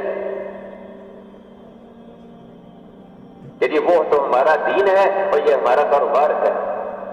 جس تبلیغ نے تمہاری زندگی کو نہیں بدلا، وہ تبلیغ دوسروں کی زندگیاں نہیں بدلے گی، اس تبلیغ سے اوروں کی زندگیاں نہیں بدلیں گی۔ دکانیں ہیں، آگے فٹ پاتھ، پہلے چلنے والوں کا راستہ، اس میں سارا اپنا کاروبار سجایا ہوا ہے، آگے راستے تنگ کر کے لوگوں کو تکلیف دے کے اس پہ جو ہے اپنا کاروبار کر رہے ہیں۔ یہ تبلیغ ہے، زندگیاں کو بدلنے کا مطالبہ ہے، اس کام میں زندگیوں کے بدلنے کا مطالبہ ہے۔ اور زندگیاں تب بدلیں گے جب آدمی اپنی تربیت کے لیے چلے گا، علماء سے پوچھ کے چلے گا، ان کے ساتھ جوڑ بٹھا کے چلے گا، اب وہ 8 بجے دفتر میں جانے کا وقت ہے، 10 بجے گھر سے نکلا، مفتی صاحب بتائیں گے کہ 2 گھنٹے کی تنخواہ حلال ہے یا حرام ہے؟ اتنا ضرور مرض کر دیں گے کہ تیرے پیٹ میں ایک لقمہ حرام کا چلا گیا، تیری 40 دن کی عبادت کی چھٹی۔ اور جو اولاد، جو بچے اس حرام کمائی پر پلے گے، آگے چل کے کہتے باپ کو دھکے دے کے گھر سے نکالتے، بھائی تو نے اللہ کے احکامات کو، اللہ کے رسول کے طریقوں کو دھکے دے کے گھر سے نکالا، آج وہ تجھے دھکے دے کے گھر سے نکالتے تو کون سی بڑی بات ہے؟ اس لیے گھروں میں دینی زندگی، احکامات، بازاروں میں دینی زندگی کو وجود میں لانا، تو کاروبار کی جگہ کو اس کو اس پہ لانا۔ اب یہ جو مزدور ہے، جو مزدوری اللہ کے احکامات سیکھ کے کرے گا، مسجد کے ساتھ جڑ کے سیکھے، اس کو سیکھے گا، صحیح یقین سیکھے گا، حضور والا طریقہ سیکھے گا، علماء سے مسائل سیکھے گا، اخلاص سیکھے گا، اللہ کا دھیان سیکھے گا۔ جہاں فرمایا القاسم حبیب اللہ، یہ اس طرح مزدوری کرنے والا، ہاتھ سے مشقت کر کے کمانے والا، یہ تو اللہ کا دوست ہے، اللہ کا دوست۔ اور اگلا کام، ہاں کہ میرے بھائیوں، جو ذمہ دارہ کرتے ہیں اس کو اللہ کے احکامات سیکھنا، اس کے مطابق کرنا۔ اب یہ جو ذمہ دارہ جو کرے گا، اس یقین کے ساتھ، اللہ کے دھیان کے ساتھ، ان صفات کے ساتھ کرے گا، اللہ کیا جو کھیتی اگے گی وہ اس کو کوئی پرندہ کھا لے، کوئی جانور کھا لے، کوئی انسان کھا لے، اس کو صدقہ کرنے کا ثواب ملے گا۔ یہ ساری کھیتی، کوئی درخت، کوئی پودا، کوئی سبزی، کوئی پھل، یہ سب اللہ کی تسبیح کرتے ہیں اور اگانے والے کے حساب میں وہ تسبیح لکھی جاتی ہے، اس کو اس کا اجر ملے گا۔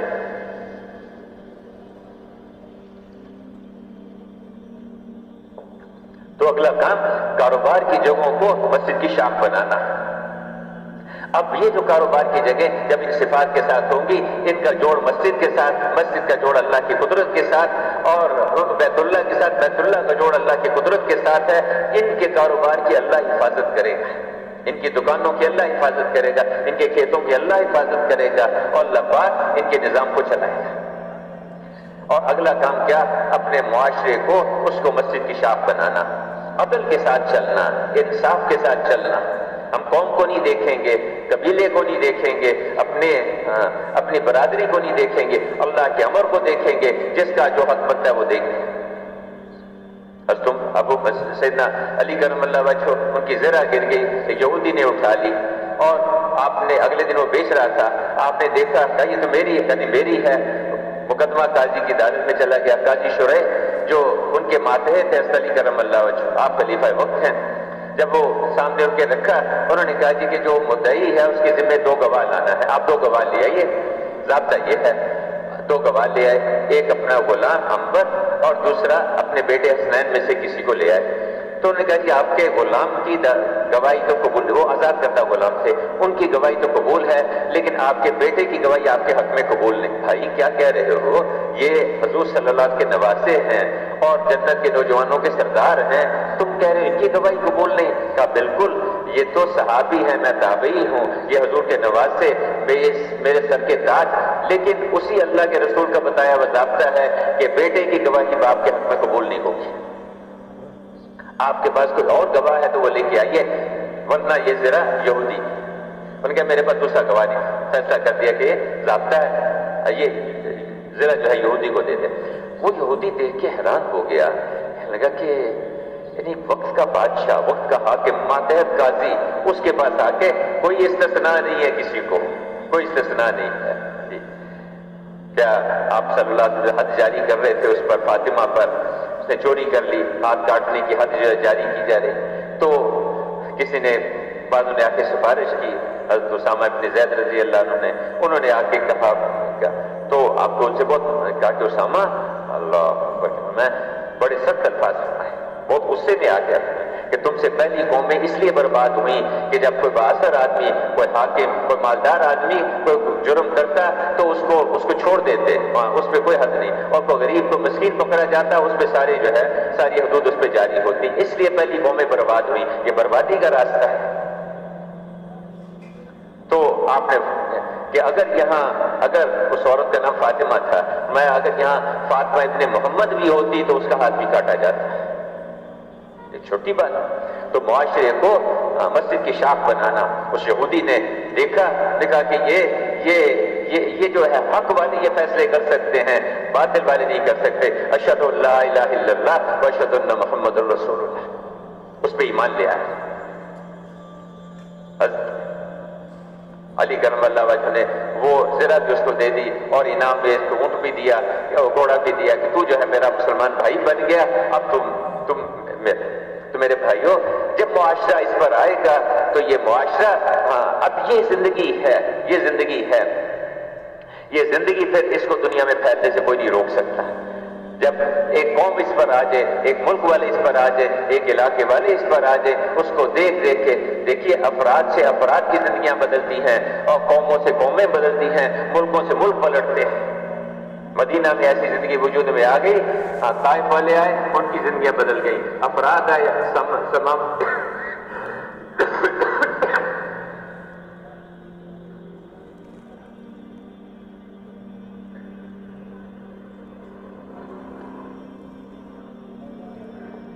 سمامہ ابن آساد آئے، ان کی زندگی بدل گئی، افراد آئے، افراد اسلام میں داخل، قومیں آئیں، قومیں اسلام کی طرف پلٹتی چلی گئی۔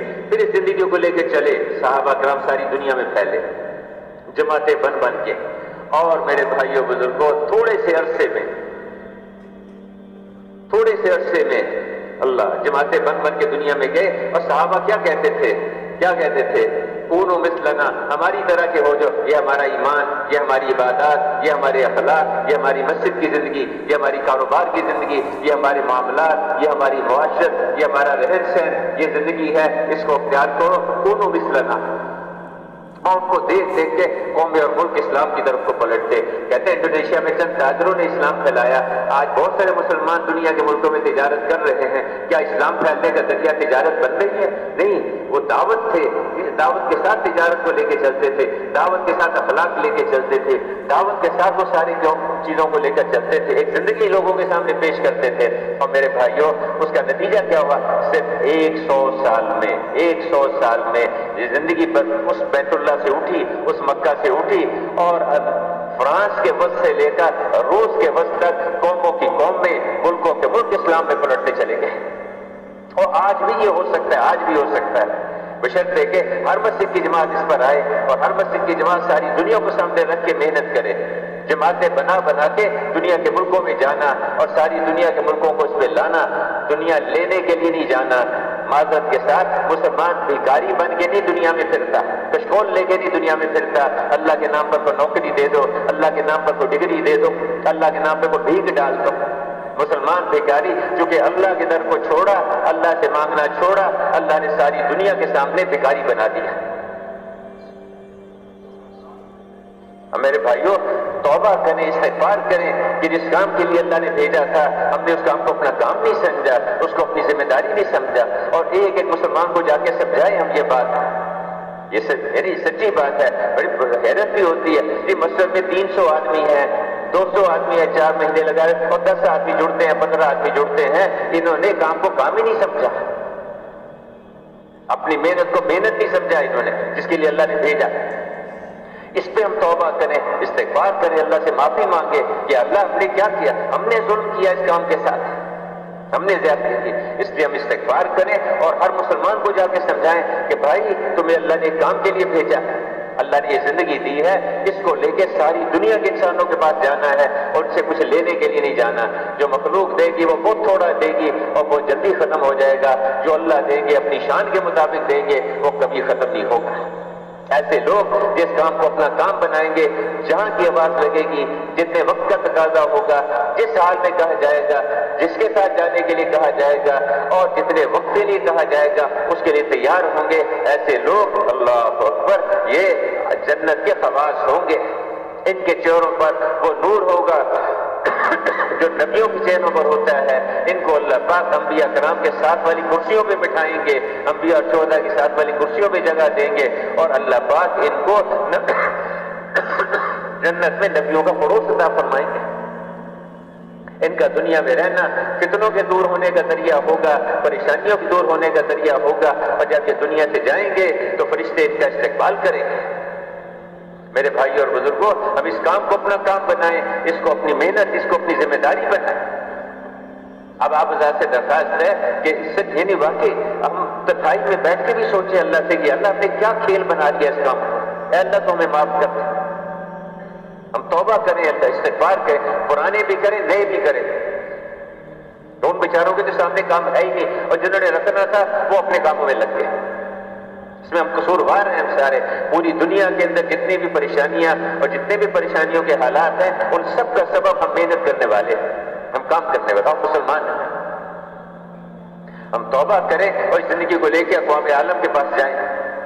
میرے بھائیوں نے کیا فرمایا کہ یہ کلمہ جو ہے, یہ کلمہ اس کے پڑھنے والوں کو نفع دیتا رہتا ہے, اس سے عذاب و بلا کو دور کرتا رہتا ہے, جب تک اس کے حقوق سے لاپرواہی اور استحقاق نہ بڑھتا جائے. یا رسول اللہ اس کا کیا مطلب, میں اللہ کی نافرمانیاں کھلا ہو رہی ہوں اور اس کے دور کرنے کی کوئی کوشش کوئی محنت نہ کی جا رہی ہو. کہتا ہے جی 2.5 گھنٹے کا وقت نہیں میرے پاس. بھائی پھر سیلاب آئے گی تیرے اوپر, زلزلے آئے گی تیرے اوپر, آسمانوں سے مصیبتیں آئے گی, مہنگائی آئے گی تیرے اوپر, پریشانیوں کے اور قحط سالی آئے گی تیرے اوپر. تیرے پاس وقت ہی نہیں اس کا. یہ کھیل تماشا نہیں ہے, ایک کام ہے, ایک محنت ہے, ایک ذمہ داری ہے. کر لیا نہ کیا ایسی بات نہیں ہے. امتوں کی تقدیریں اس کے ساتھ جڑی ہوئی ہیں. اس لیے ہم سب توبہ کریں, سب اللہ سے معافی مانگے کہ اللہ ہم نے ظلم کیا, 4 مہینے لگا لیے, ملکوں میں وقت لگا لیا اور مسجد میں وقت دینے کے نہیں ہے ہمارے پاس. اس لیے استغفار کریں, اللہ سے معافی مانگیں ہم سب, اور اس کام کو اپنا کام بنائیں.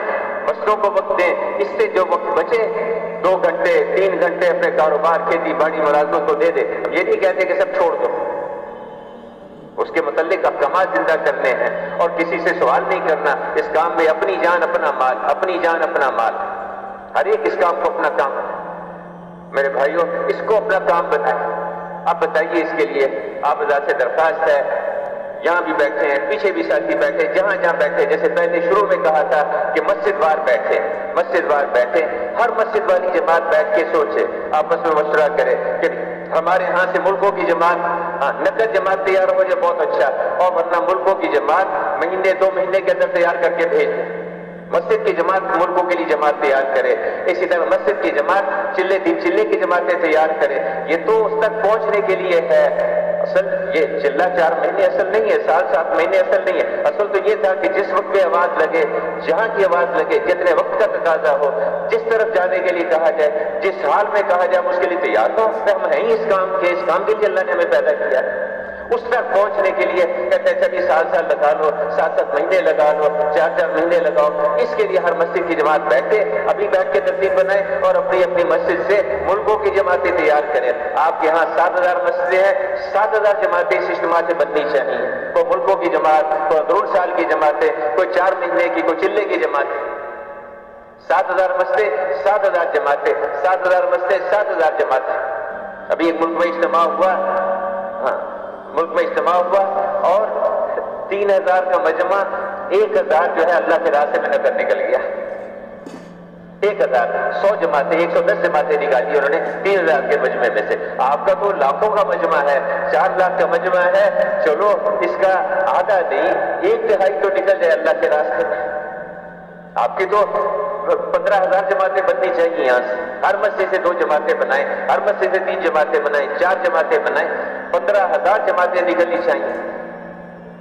اس لیے آپ ذرا ہمت کریں, فرمائیں مسجد وار بتائیں, ملکوں کی جماعتیں اور ملک کے اندر کی جماعتیں, 4 مہینے کی, 40 دن کی جماعتیں, 7 کی جماعتیں. فرمائیں آپ جی مسجد وار. پیچھے جو ساتھی ہیں وہ اپنے حلقے میں لکھوائیں, اور اٹھ کے کوئی نہ جائے. کوئی بیمار, کوئی معذور, کوئی بوڑھا, کوئی سجدے کا تقاضا ہوتا ہے, اس کی بات الگ ہے. باقی سب بیٹھے رہیں. جی بھائی جی مسجد وار بتائیں, جی مسجد وار فرمائیں, جی مسجد وار جماعتیں. عثمان غنی مسجد سے 2 جماعتیں چلے 3 چلے. اللہ قبول. بیٹھے رہے, اٹھ کے نہ جائیں بھائی, یہ منظر نہ بنائیں. بیٹھ جاؤ, اٹھے نہ کوئی, بیٹھے تشریف رکھے. یہ منظر جو ہے اللہ کے غضب کو کھینچنے والا ہے, اللہ کی ناراضگی کو کھینچنے والا ہے. بیٹھے تشریف رکھے, بیٹھے. شاہ لطیف ٹاؤن محمدی مسجد سے جماعت. اس کو کھیل نہ بنائیں. ہم بیٹھے سنا اور اس کے بعد اٹھ کے چل پڑے. یہ بڑا خطرناک منظر ہے, اور اللہ نے اس کو نہیں زیادہ سنانی چاہیے, لیکن وہ قرآن میں بڑے سخت الفاظ اس میں آئے ہیں. یہ منظر نہیں بنانے چاہیے. اٹھ کے بیٹھے رہے, جم کے بیٹھے. مدینہ مسجد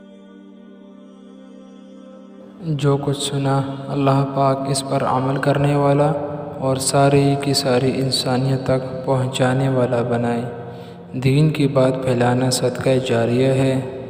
مزید ہماری ویڈیوز کو دیکھنے کے لیے ہمارے چینل دعوت تبلیغ کو سبسکرائب کریں۔ جزاکم اللہ خیرہ۔